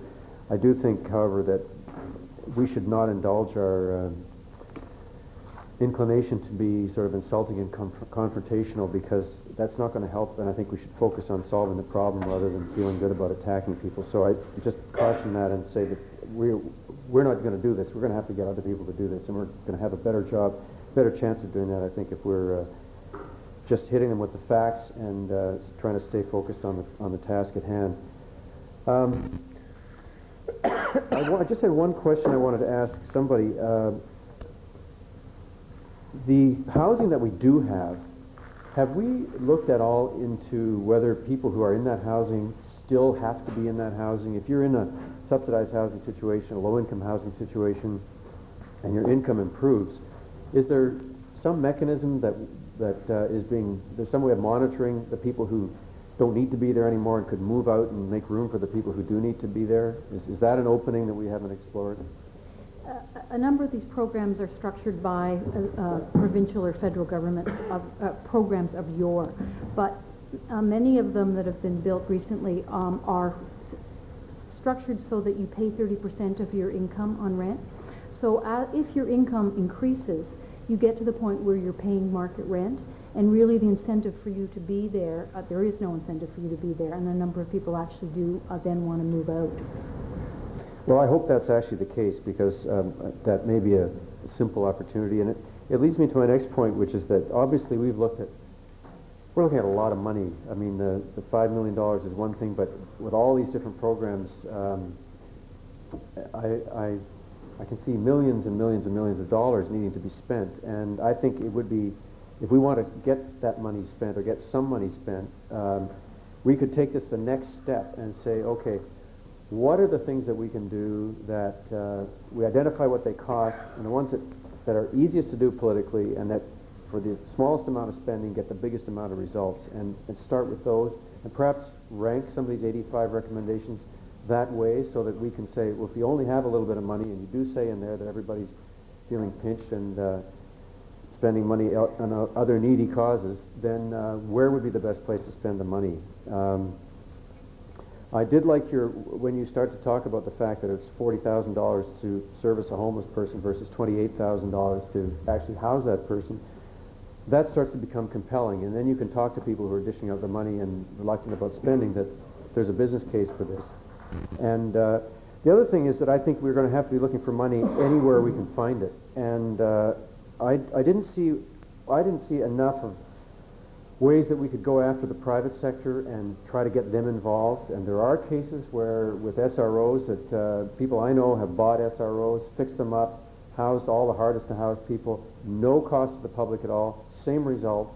And it would be great if we could spend some money, whatever it might take, change some rules, whatever, to help those people do what they can do, and move that part along without us having to just limit ourselves to one SRO a year. And I did notice in the TD Bank appendix that there was a recommendation that changes to the tax system could favor rental versus owner-occupied premises, and maybe we can just put some pressure in those directions so that, again, a little bit of effort, not much spending, but a lot of result might come out from that. Finally, I just wanted to say that there were 3 recommendations in here that really caught my attention because we are in the middle of actually solving this problem with a proposal for a place on Fraser Street right now, the triage center for 39 units of people, mentally ill people coming off addictions.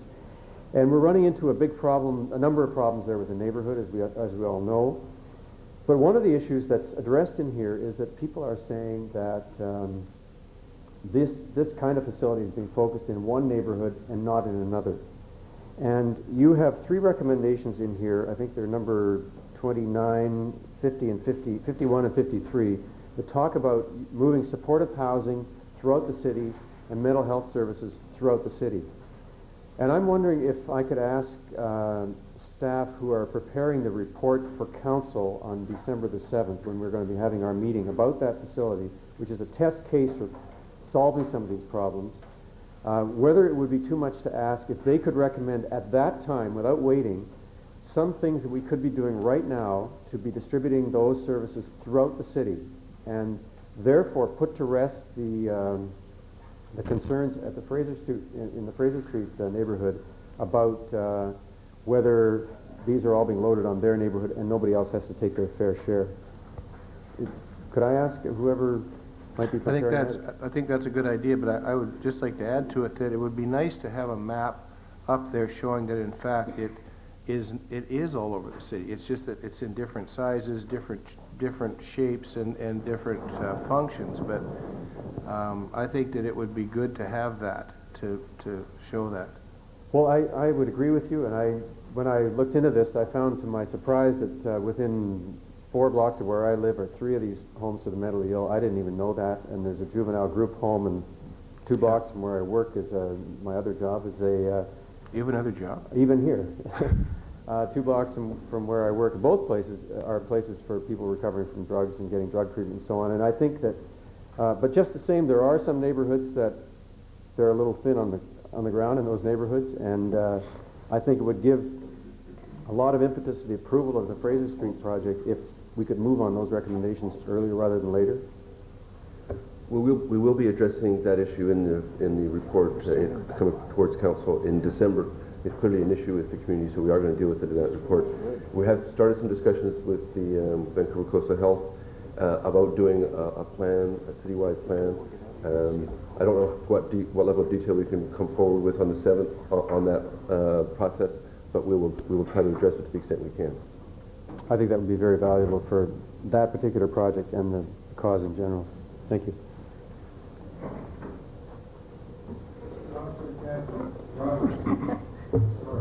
That's all right.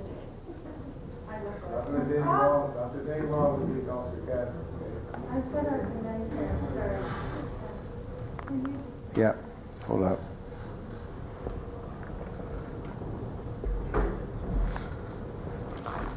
You're on. Oh, I'm on. Thank you.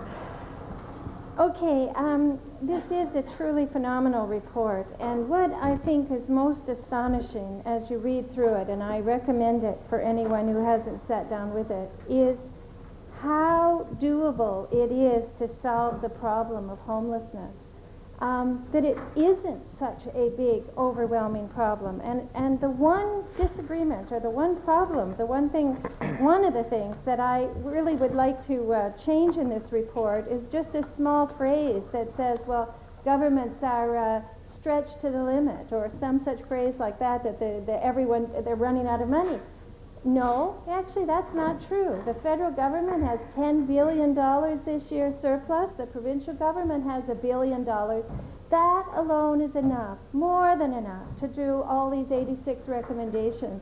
And if they were applied to a national housing strategy, instead of the kind of false process we go through so that the federal government would applies it to the debt and says, oh, you know, that's committed for last year. And gee, we're so surprised once again, year after year after year, that we have a big surplus and we cannot put it into housing for people who are living out on the street.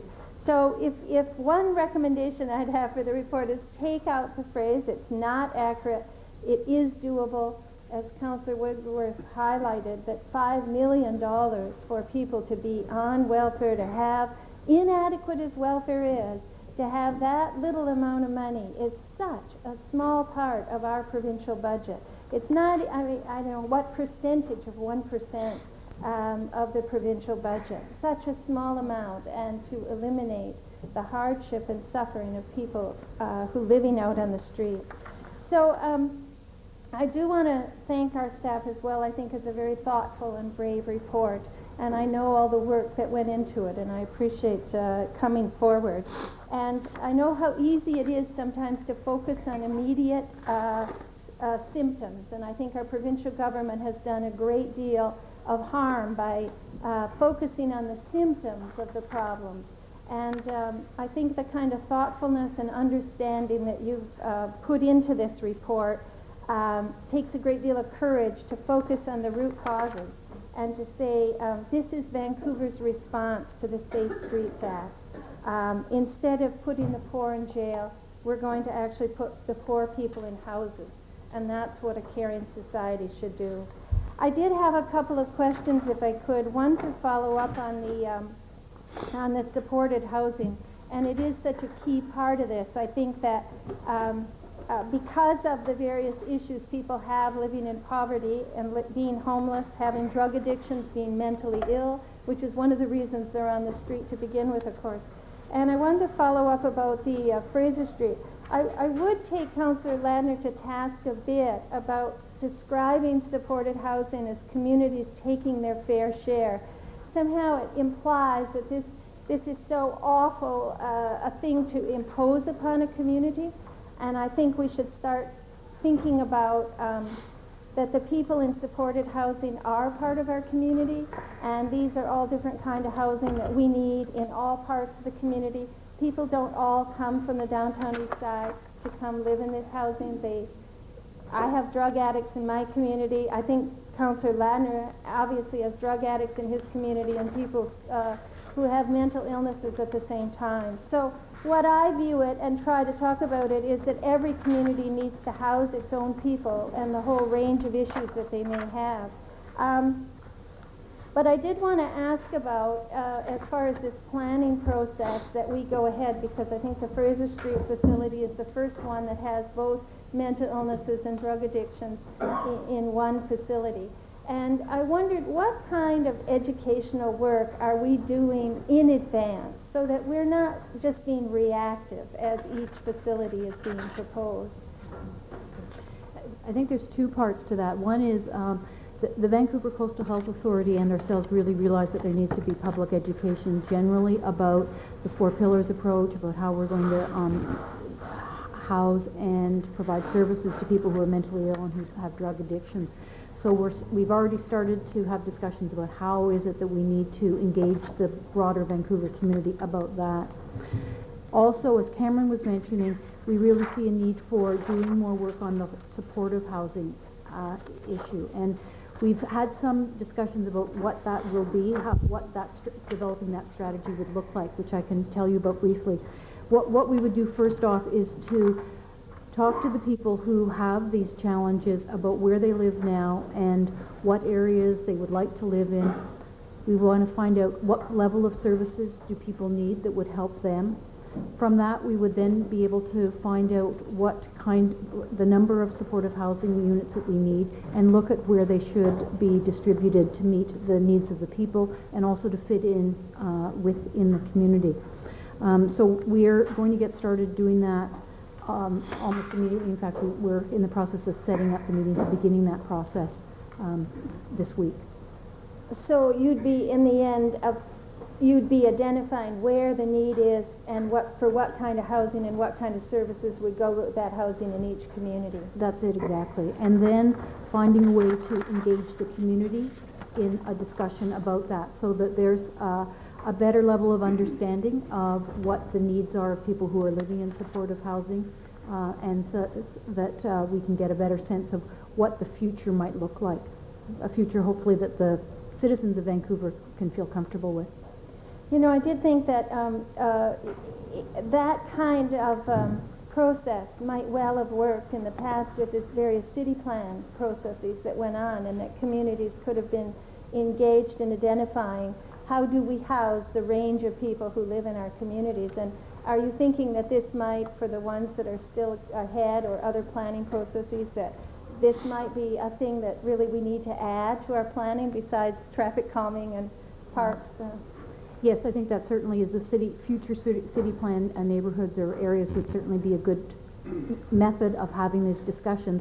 And I think the other thing is that, yes, we have had city plan discussions in a number of neighborhoods, which now we can go back to some of those key leaders and continue the discussion. With that. Yeah, I think the other thing is I think there was a map produced at the Fraser open house where at John Oliver where people did see some of the map of the facilities. But you know, I noticed how much emphasis was put in the report and how various other cities' experiences with the kind of supporting housing have been successful. And yet, at this event, there were all sorts of references of where it doesn't work so well. And I wondered if you could deal with that kind of conflicting evidence. I think that certainly would be part of the public discussion education, is to actually bring up real examples. We may even be able to bring people in from some of those other cities and actually citizens talk about what their experience was.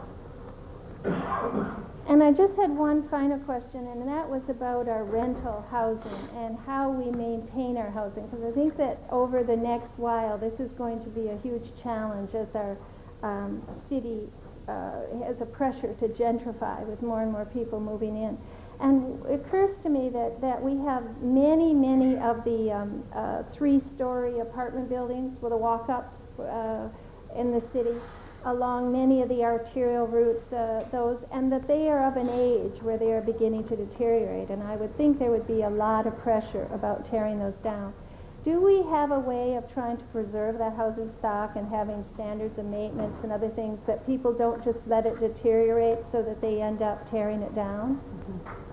Yeah, we do have standards of maintenance which apply, but I think you've identified an area where the housing center realizes that we need to do a much broader piece of work about our rental housing stock and develop a more comprehensive strategy about how we actually put into place mechanisms that will allow us to maintain it and hopefully increase the amount of rental housing, because it is such an important part of our housing stock.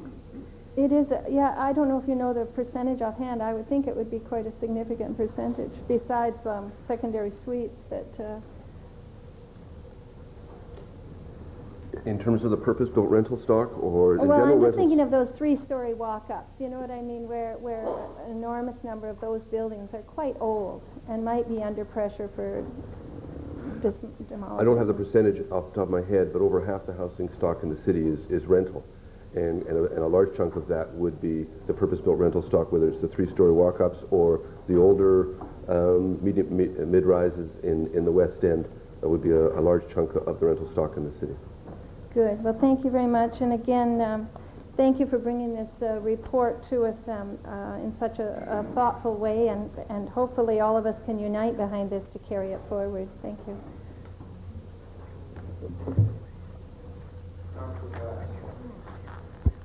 Thank you, Mr. Mayor.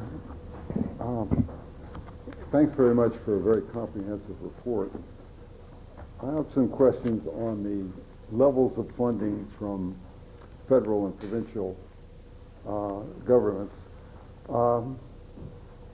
Is it possible that if we look at page, where is it, page 24, and we note that Vancouver has 21,276 units of social housing, about 3,600 of public housing, 1,200 nonprofit, 5,000 cooperative, and 500 urban native. I think, well, let me ask you this before we begin. Do people appreciate how relatively underfunded housing is across Canada. Do you think there's much public recognition of that? That is social housing, as compared to especially European countries? I think that's an area where a lot more education needs to be done, a lot more information needs to be provided. Well, in view of the fact that we're going to the public, I wonder if it's possible to ask you to put over the last 20 years the number of social housing units, perhaps of these 4 types that we have in the city of Vancouver, and how that has changed over that period of time. And then also to see the dollars that have come in from federal and provincial sources per year over time. Is that something that's doable? I think we could probably do that in a very broad way. Make some estimates about what the costs were. It's a little hard to go backwards, but we could probably make some broad estimates of that. Well, my understanding is that there was a lot more activity about 20 years ago than there is now. Well, there was a big hiatus about 10 years ago. We can certainly give you the history of the production. We have that year by year. We have that in good detail. But the actual funding in place at the time would be difficult to do because there have been 20 to 30 different housing programs, different iterations of housing programs, and the actual dollars that were allocated would vary by program over those decades. But we can certainly show you the spike of production which occurred, say, in the late 80s and then and the fall off since then, to give you a sense of the decline of public investment. Is there any way of aggregating the public investment so we can get some rough estimate of how much was put in there each year? A lot of the social housing has been funded through mortgages. It was financed out, so we can certainly let you know what the annual budget is, say, of the federal government, $2 billion a year or whatever, which has been going into paying the subsidies for social housing and how that's been flat or declining over time. So it's not a clear sense of a big capital grant goes in, you sort of know exactly what dollars are being spent. There's a commitment to pay subsidies over the time. So it's not a simple calculation on an annual basis, but we can certainly tell you how the budgets have been functioning over the last little while. Mm-hmm. When the federal and the provincial contribution falls off the way it has, what happens to nonprofits and other sources of funding for social housing? The federal government, who's no longer hasn't been funding social housing since '93, in terms of new housing, has been funding the ongoing subsidies for the existing housing before then. So their budget today is something less than $2 billion now. It's declined from over $2 billion to something less in terms of their stock, noting that a lot of their stock has been devolved to other provinces. So it's not a simple piece of just dollar for dollar or anything like that. It's an ongoing subsidy thing which they've been providing for the existing stock but not for the new stock. Well, let me ask a somewhat related question. If the federal government or the provincial government increase their investment in housing, does that increase the non-governmental investment in social housing, or does it? Is there no effect? Social housing, by and large, has been publicly funded. There are assets out there in terms of older social housing stock, where we've seen some redevelopment of that stock here in Vancouver to higher density, so we can get increased supply. And the nonprofits have invested their real estate in those projects and rolled it forward. But by and large, social housing has been publicly funded and will have to be. Housing's expensive, it's a big dollar, and it's not realistic to look at anywhere but the public purse to fund it. And it is true that in Europe we have a lot more investment in social housing than we do in North America. Is that true? Oh, absolutely. But I don't know that we can just compare Europe to North America. But certainly in North America, in Canada, 6% of the stock is social housing. In Britain, it would be over 20%. In the Netherlands, I think it's 50% or something like that. European countries have a completely different housing market structure than we do. But regardless of that, Canada has the lowest investment in social housing of any of the Western industrialized nations. I think as we go public, it would be very helpful to have the history of what we have done provincially and federally over a couple of decades, the number of units that Vancouver's had, and maybe some comparison with other Western countries, if you can put that together. We probably in pieces. You might not to put the whole thing together. Might take some time, but we can give you bits of that. Certainly, the production in Vancouver, we can give you that. We have those facts now, and I can work through the Canadian Housing and Renewal Association databases and their expertise and see what they have from other countries, and bring that, and other provinces for that matter, and bring that forward. It probably won't happen as part of this plan. Perhaps it probably as part of the ongoing work of the I think it's something that we have to keep coming back to, and I think every councillor here ought to know that how underachieving we are in this area in Canada. Thank you very much. Thanks, Mr. Mayor. Councillor Stevenson. Thank you. Well, I would certainly like to join others in thanking staff for this report. I agree with Councillor Ladner when he says it's a monumental report. It really is. I also agree with Councillor Ladner that we need to go forward from here into partnership with the other levels of government and in a non-confrontational way to achieve the purposes. We have a vision. It's a phenomenal vision, and I think that will entice other governments into a dialogue. However, at the same time, I want to say that there is, and we might as well name it, one MLA who is extraordinarily confrontational, not only with the mayor and city council, but with the people on the street. In fact, denying that there are people who are panhandling that are mentally ill, denying that there are people who are homeless who are mentally ill. And there is only one MLA, thank God. No other MLA in the city is saying anything like this person. But this is a problem for us because this person is a provincial representative, and we have to deal with it. And I'm not sure how that's going to be dealt with in the near future, but Mr. Mainsford has created a huge problem, I think, for all of us because of being out there so vocal with the press and others. And it means that we're going to have to be about denying what he's saying because many will think he's speaking on behalf of the provincial government, which I actually don't believe he is. I believe he's speaking on behalf of himself. I do have a couple of questions, and one ties into the work actually that he's been doing with the business community, who he's managed through the Board of Trade and Vancouver Tourism to get on his side on this Safe Streets Act. And obviously, we're going to want to go to these business communities and show them the vision, and you spoke about that. But how indeed are we going to do that? How are we going to be able to enter into dialogue with a well that's kind of poisoned right now?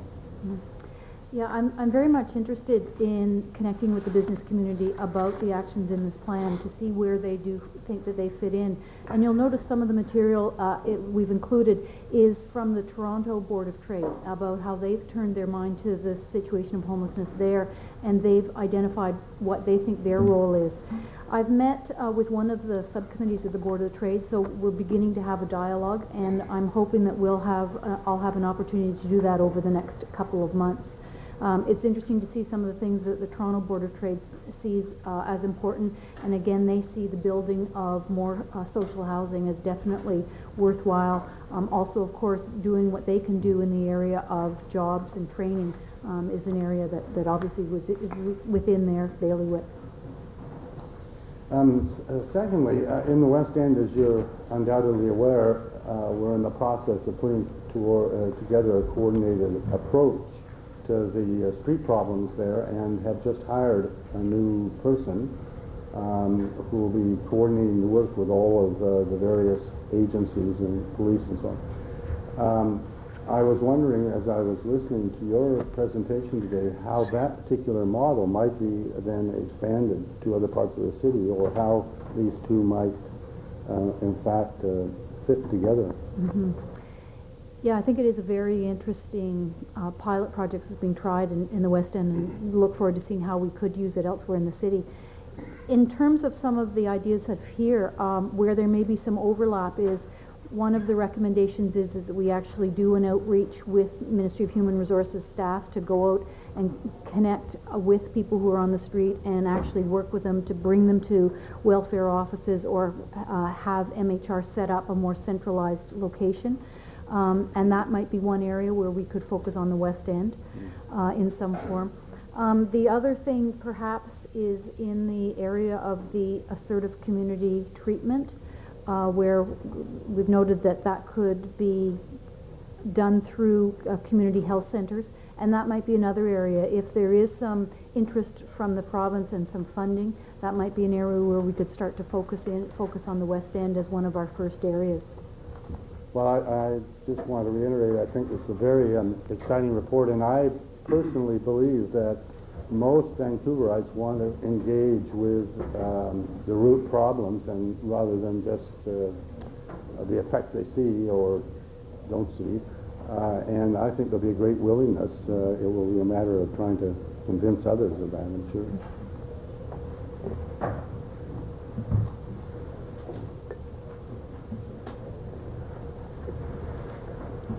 Thank you, Councillor Woodsworth. Second time.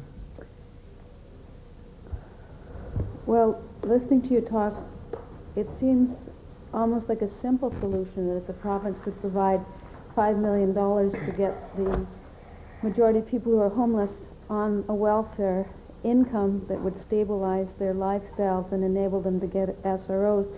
But the other chunk of your report vis-a-vis income is you talk about the need for a living wage, and that 13% of people who are homeless actually are employed, which is a staggering number. That I assume is just in the city of Vancouver, that 13% of homeless people are actually have paid income. Is that correct?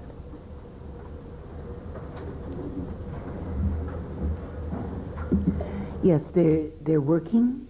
They're often working part-time. They're trying to get full-time work. They work day labor, and then there's no work available when the rain comes. And so they're laid off for a few days. There's some more work, and they work until they're ill, and then there's no more work. It's not possible on low-income jobs to both live in the street, sleep in the street, and save enough money to pay a security deposit and the first month's rent to get in.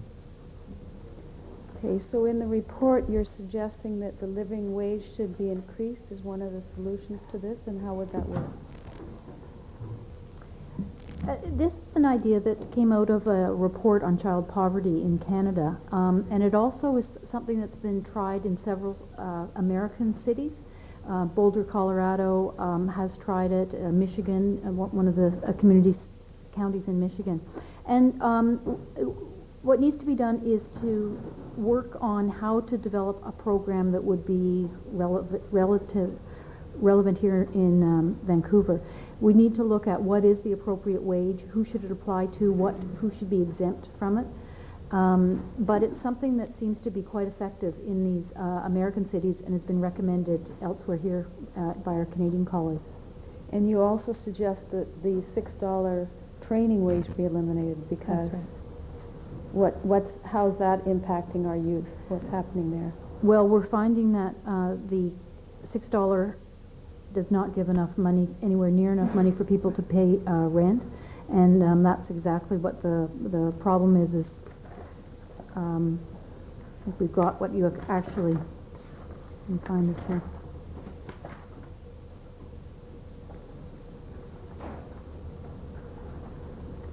Page 13, I think you've got a chart. Page 15, sorry, you've got a chart saying how much it would, not 15.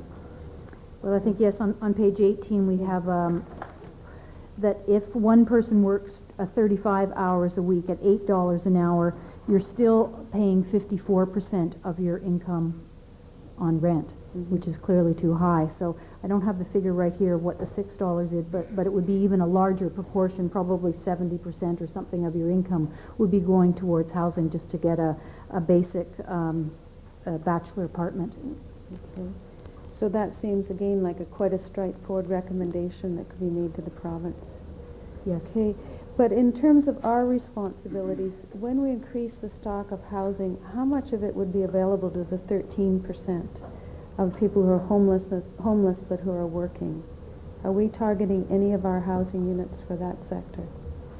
For the working poor? Yeah. Well, again, we're working with senior government programs here. For the most part, our new housing is built where 40% is for people who are working or who can pay a wage, who can pay the market rent. The other 60% is targeted towards people who cannot afford that. So if people are not making the what's called the core need threshold income, they would qualify for the 60% of those units.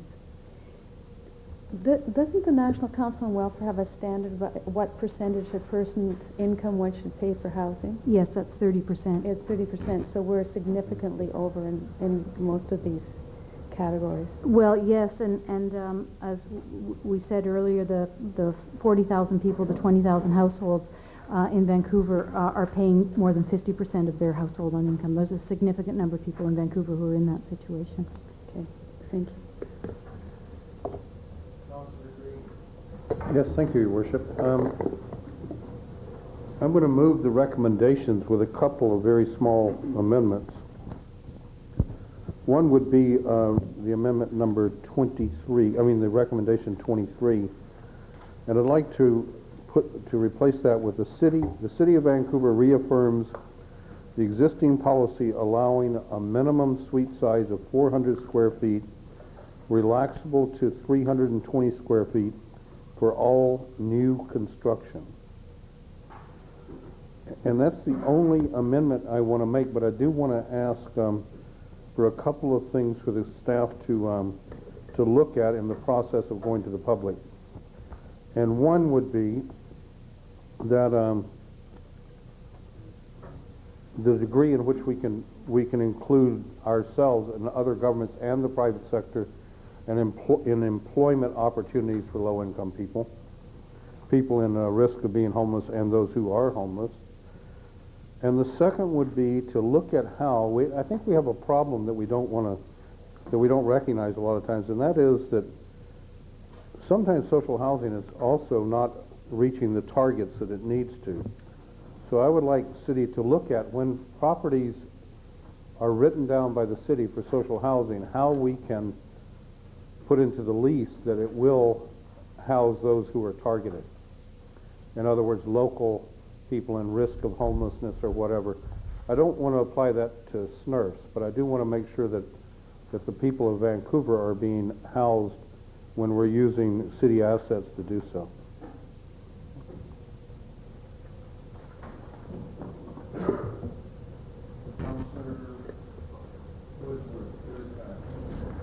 I'd like to make an amendment. While we're on it, I believe we have, first of all, we have a motion to accept the document, and you moved an amendment already, Councillor Green, so we'll be on this. Okay, all right, so this is, go ahead then. Okay, so under the City of Vancouver role actions on page 16, I'd like to add a point 7. That council works with the provincial government to reinstate an exempt portion of earnings for basic income assistance recipients. May I speak to this now, or should I wait till later? No, please, go ahead. One of the things the present government did was eliminate the ability of anyone on income assistance to earn any money whatsoever, and that any money they earn was actually taken off their check.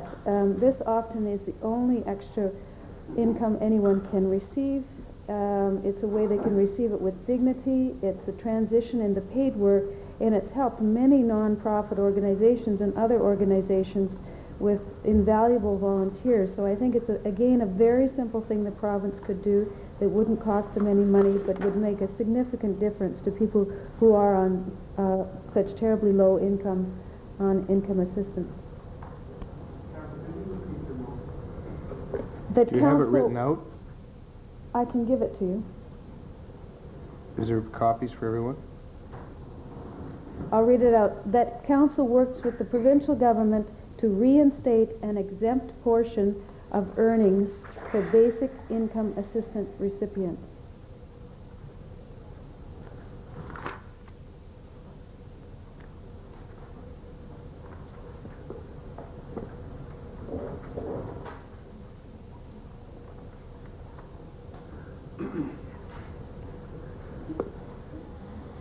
On the amendment, Councillor Sullivan.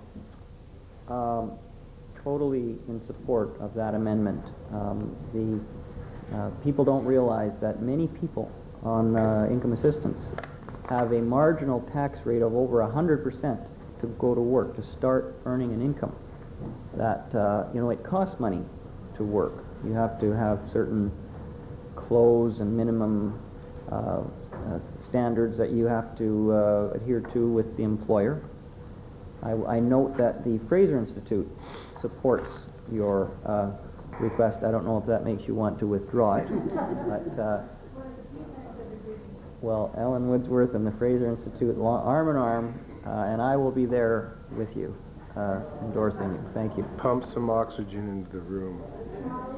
Councillor Ladner. Boy, that's a pretty formidable alliance. I know. I don't think you can better that one. You might as well just sit down. I'm going to sit down a second, but I just want to get clear what we're doing here. Are we actually approving all 85 recommendations? I'm just concerned. Councillor Green started to come up with ideas here, and I think we could be here till till the Fraser Institute and Councillor Woodworth agree on everything. Or 11 o'clock when we have a new president of the United States. So I don't think it's appropriate now that we should start to get into all these different recommendations. And I mean, that's great what Councillor Woodworth is saying, but could we not just... On the amendment. You're speaking on the amendment. Well, I'm speaking about whether the amendment's out of order. The amendment isn't out of order. Okay, well... We're speaking on the amendment. It's a great amendment, but could it be the last before we get to the... The last one with you and the Fraser Institute and Councillor Sullivan and Councillor Woodsworth, possibly. Councillor Green. Yes, just to make that a better unholy alliance, the Board of Trade has also endorsed this position, as has most nonprofit groups that deal with social issues. And what we're doing is we're sending this out. We're adding these to be part of the package that goes out for public consultation. So I think that it looks like maybe even a unanimous decision to go forward. I'd really like to see that. I think we'll make our position very strong. Seeing no further discussion on the amendment, all in favor? I'm in favor. You're just doing the amendment? Yeah. Okay. Okay. All those in favor of the amendment? Opposed? Carried unanimously. Now we're on the motion of accepting this report so that it can go and have public discussion on it. Councillor Ladner. Well, I have no issue with accepting the report for public discussion, but I do take issue with Councillor Green's suggestion on item 23, and I don't know whether we Would you like me to separate them? Yes, please. Thank you. Okay. Because the staff has obviously put some thought into this, and I don't want to get into a big debate now. I don't think it's the time for discussing the proper size of a small suite, but if that would open up some space for people along the housing continuum, I think it's a good thing, and so I'd like to separate them. If it's a good thing, we still need to separate it, though. Yeah, okay. Separating the Councillor Sullivan.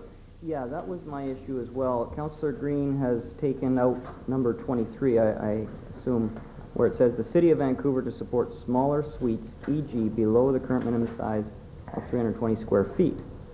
I think we are not accepting this as city policy. What we're doing is we're sending it out to the community. And I think the proper time to start changing the report is when it comes back with the comments from the community. So I would request that Councillor Green withdraw that amendment. Well, I'd like but, to speak to it when If you're not, then I will have to vote against it. Okay, I'd like to speak to it. I don't think there's any necessity to withdraw it. I think when it goes out to the public community, if they feel that that is not appropriate, then certainly they'll come back and say, no, we don't agree with that. We think suites should be maintained at 320 or higher. But I think that or 340, we have to have that, we have to be able to have that flexibility. If they say, no, we think that that is just way too small, then that's the end of it. But the way it's written right now, it's solid. It's a ceiling or a floor, however you want to look at it. Councillor Green. Your Worship, the reason, I don't want to get into it, but this is an old argument, and I won't do it now, but I'd be glad to take on anyone who really believes that reducing unit sizes by 50 or so square feet is a savings to the taxpayer. I've got to tell you, I've been through it. I've developed a lot of housing, and it doesn't work. It's not economic, and it's not the proper type of housing that we're trying to develop when we're dealing with people who have been through the ringer that this society has put them through.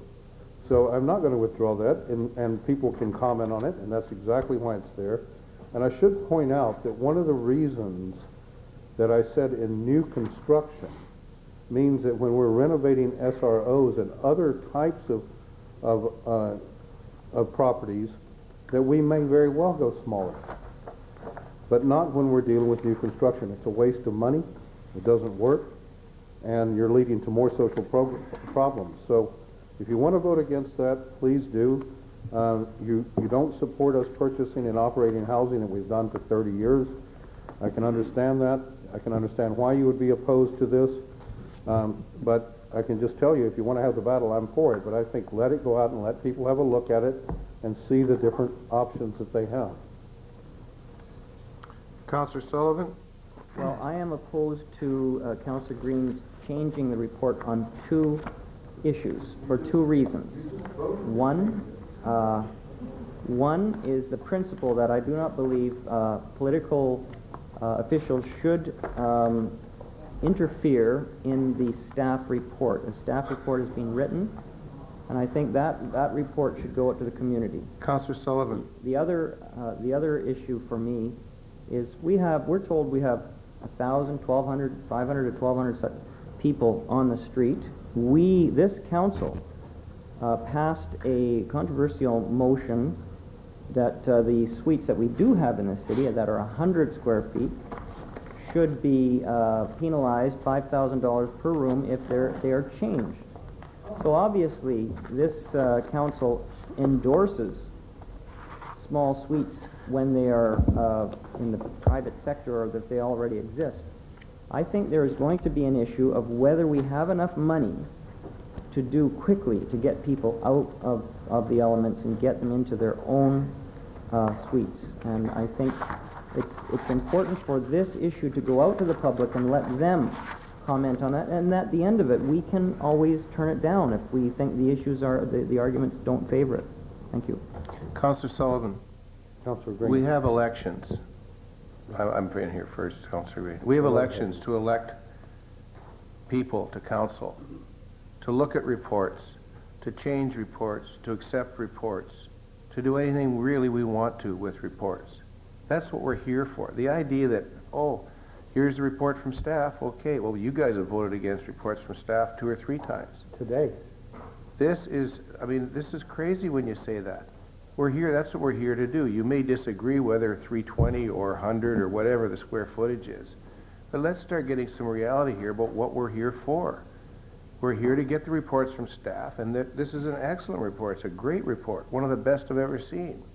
But at the end of the day, it's our responsibility to look at it and to comment on it and to make changes as we see fit and to have staff go back out with those issues and come back with public input. It's just that simple. Councillor Green. Yes, Your Worship. Once again, I'm sorry I have to rise on this. This is absolutely, this kind of thing that drives me nuts here. If you take the position that Councillor Sullivan takes when he wants to take it, we have no reason to have him here. We should just send him a check at home because he has no duty whatsoever given his theory of what a councillor does. You just accept the report, go, aye, sir, and walk out the door.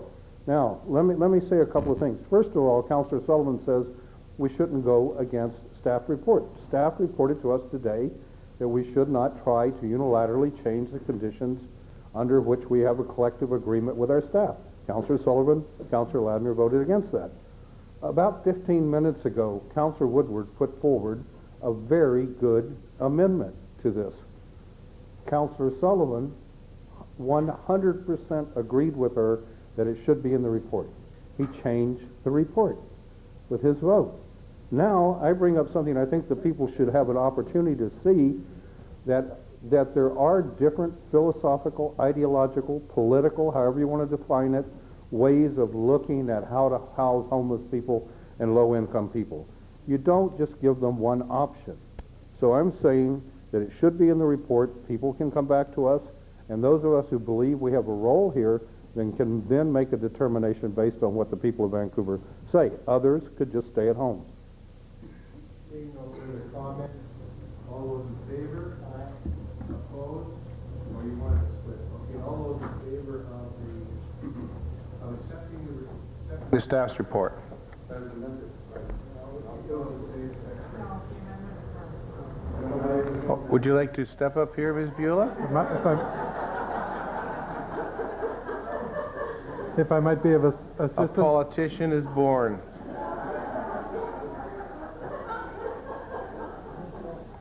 The amendment first. Your Worship, it's not an amendment. The motion was moved with a change, action 23. Right. I think what the councillors want is 23 separated, voted on, and then the balance of the report voted on. Okay, so 23. All those in favor of 23. Hold on. All in favor of accepting it? As presented by Councillor Green. As presented by Councillor Green. Somebody give us oxygen. Okay, all those in favor? Opposed? Councillor Sullivan and Ladner opposed. All those in favor of accepting the report? All those opposed? The report is accepted unanimously.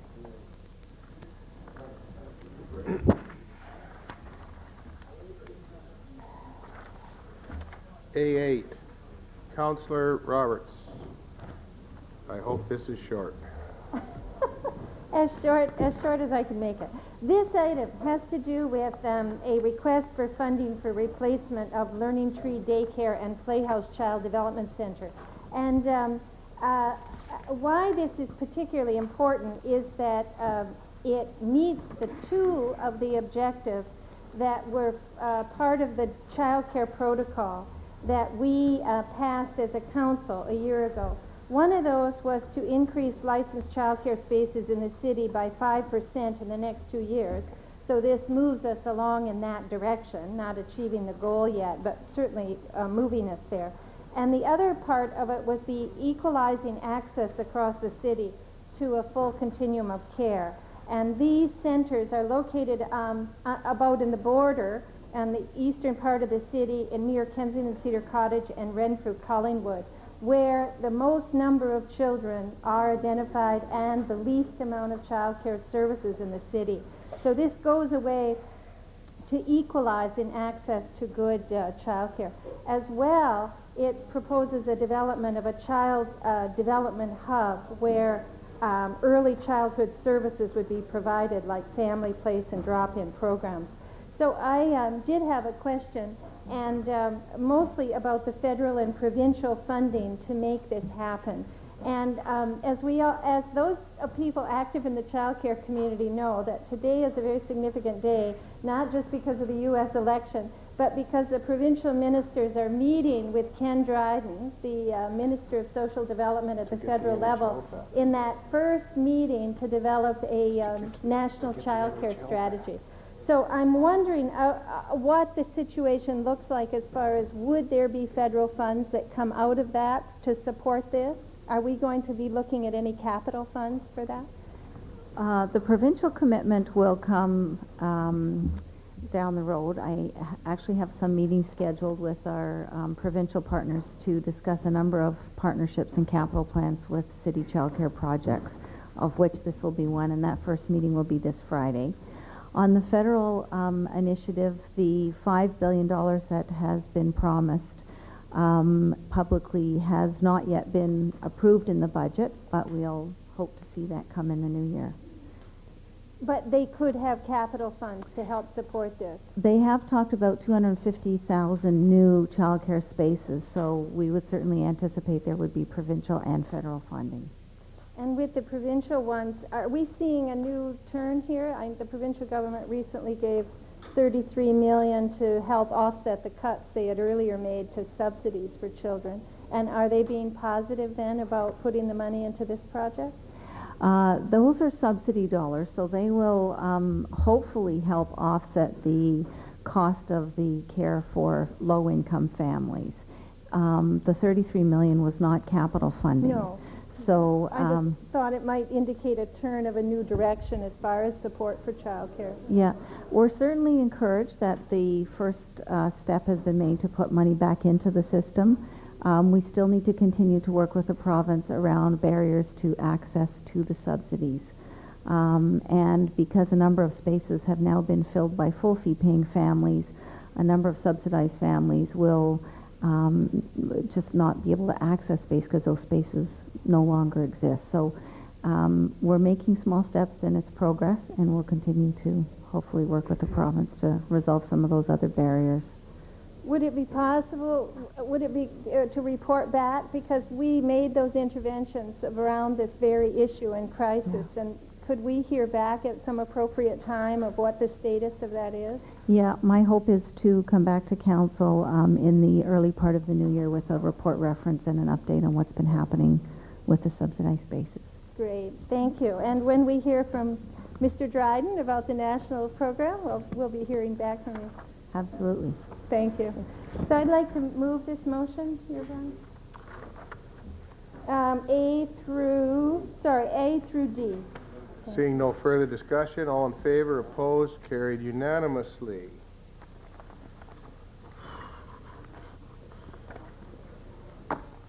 Rise from Committee of the Whole. All in favor, opposed, carried unanimously. Adopt report of Committee of the Whole. Seconder. All in favor, opposed, carried unanimously. We have bylaws 1 to 10 on the agenda for consideration by council. Council may adopt the bylaws collectively in a single motion. Does any member wish to hold either of the bylaws for debate, separate vote, or because of conflict of interest? Councillor Roberts. Are you just on there? Oh, sorry. Okay, all right. Seeing no discussion, Councillor Lewis as Deputy Mayor. Thank you. Could I have all those in favor? Opposed? Carried unanimously.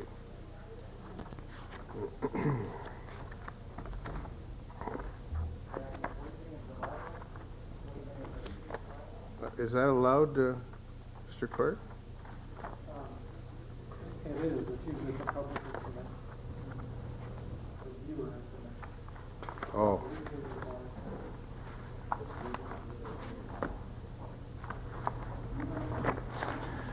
Well, we'll have them because they're pretty exciting titles, these ones. Bylaw 1, the Animal Control Bylaw, amending Bylaw re 2005 fee increases. 2, Vehicles for Hire Bylaw, amending the Bylaw re 2005 fee increases. 3, License Bylaw, amending Bylaw re 2005 fee increases. 4, Subdivision Bylaw number 5208 re 3570 McGill Street. 4, Bylaw to amend Zoning and Development Bylaw number 3575 re 1120 West Georgia Street. 6, a bylaw to amend sign bylaw number 6510. 7, a bylaw to amend DD ODP bylaw number 4912 re 1120 West Georgia Street. 8, a bylaw to amend CD1 bylaw number 4412 re Langara College. 9, a bylaw to amend CD1 bylaw number 4472 re 800 West 12th Avenue. And 10, parking bylaw relaxation of payment in lieu 1226 Homer Street. We have one administrative motion and no motions on notice before us. Administrative motion 1 asks council to approve closure of a portion of a lane south of West 5th Avenue, west of Cypress Street. The motion has been moved by Councillor Woodsworth and seconded by Councillor Louie. Seeing no discussion, all in favor, opposed, carried unanimously. Notice of motion, new business, inquiries, other matters. Councillor Green. Yes, Your Worship, I have a couple of things. First of all, I'd like to move a leave of absence for yourself for the Court of Revision on November the 18th. Seconder. All those in favor, opposed, carried unanimously. Yes, Your Worship. Also, I guess everyone has seen in the media that we had quite a blow-up over the VANOC, the Vancouver Organizing Committee for the Olympics, and a couple of places, Olympia Pizza, etc., which has caused us a great deal of concern. I'd like to move a motion, and I'll read it out. It just has the resolutions. And this is to both protect the Olympics themselves and businesses, labor, and nonprofits in our city. Be it resolved that city representatives support by all means available the Olympic trademarks, copyright, and indicia. Be it further resolved that city representatives and staff do all that is possible to protect the rights and interests of Vancouver business, their employees, and nonprofit organizations who may use similar names, etc., that were established prior to 01 January 1998, and be it finally resolved that city staff and representatives ensure council is aware of any impending developments that may negatively impact Vancouver business, their employees, and nonprofit organizations. Notice has been called already by Councillor Sullivan. I think it's an urgent thing. If you want to, if you don't. Well, it can go to. It can be referred to a committee on Thursday. Okay, thank you. I have another one. And you might as well call notice on it now, but I'll just read it out. Notice, thank you very much. Let's children. It's okay. He's obviously in a hurry to go somewhere else.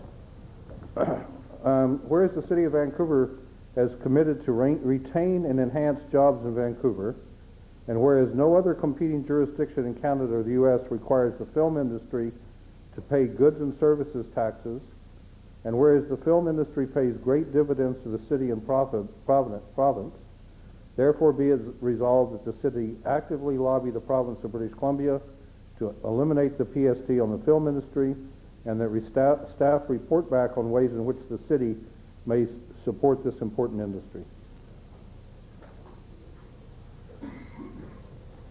A seconder? Second by Councillor Stevenson. You called notice, huh? You're calling notice? Yeah. Are you calling notice now? I mean, you have to know what it is before you can call notice. No, you called notice last time. Councillor Lewis called notice on this one. That's a different story. Anything further, Councillor Green? No, thank you very much, Your Worship. Thank you. Motion to adjourn. We're adjourning to in camera.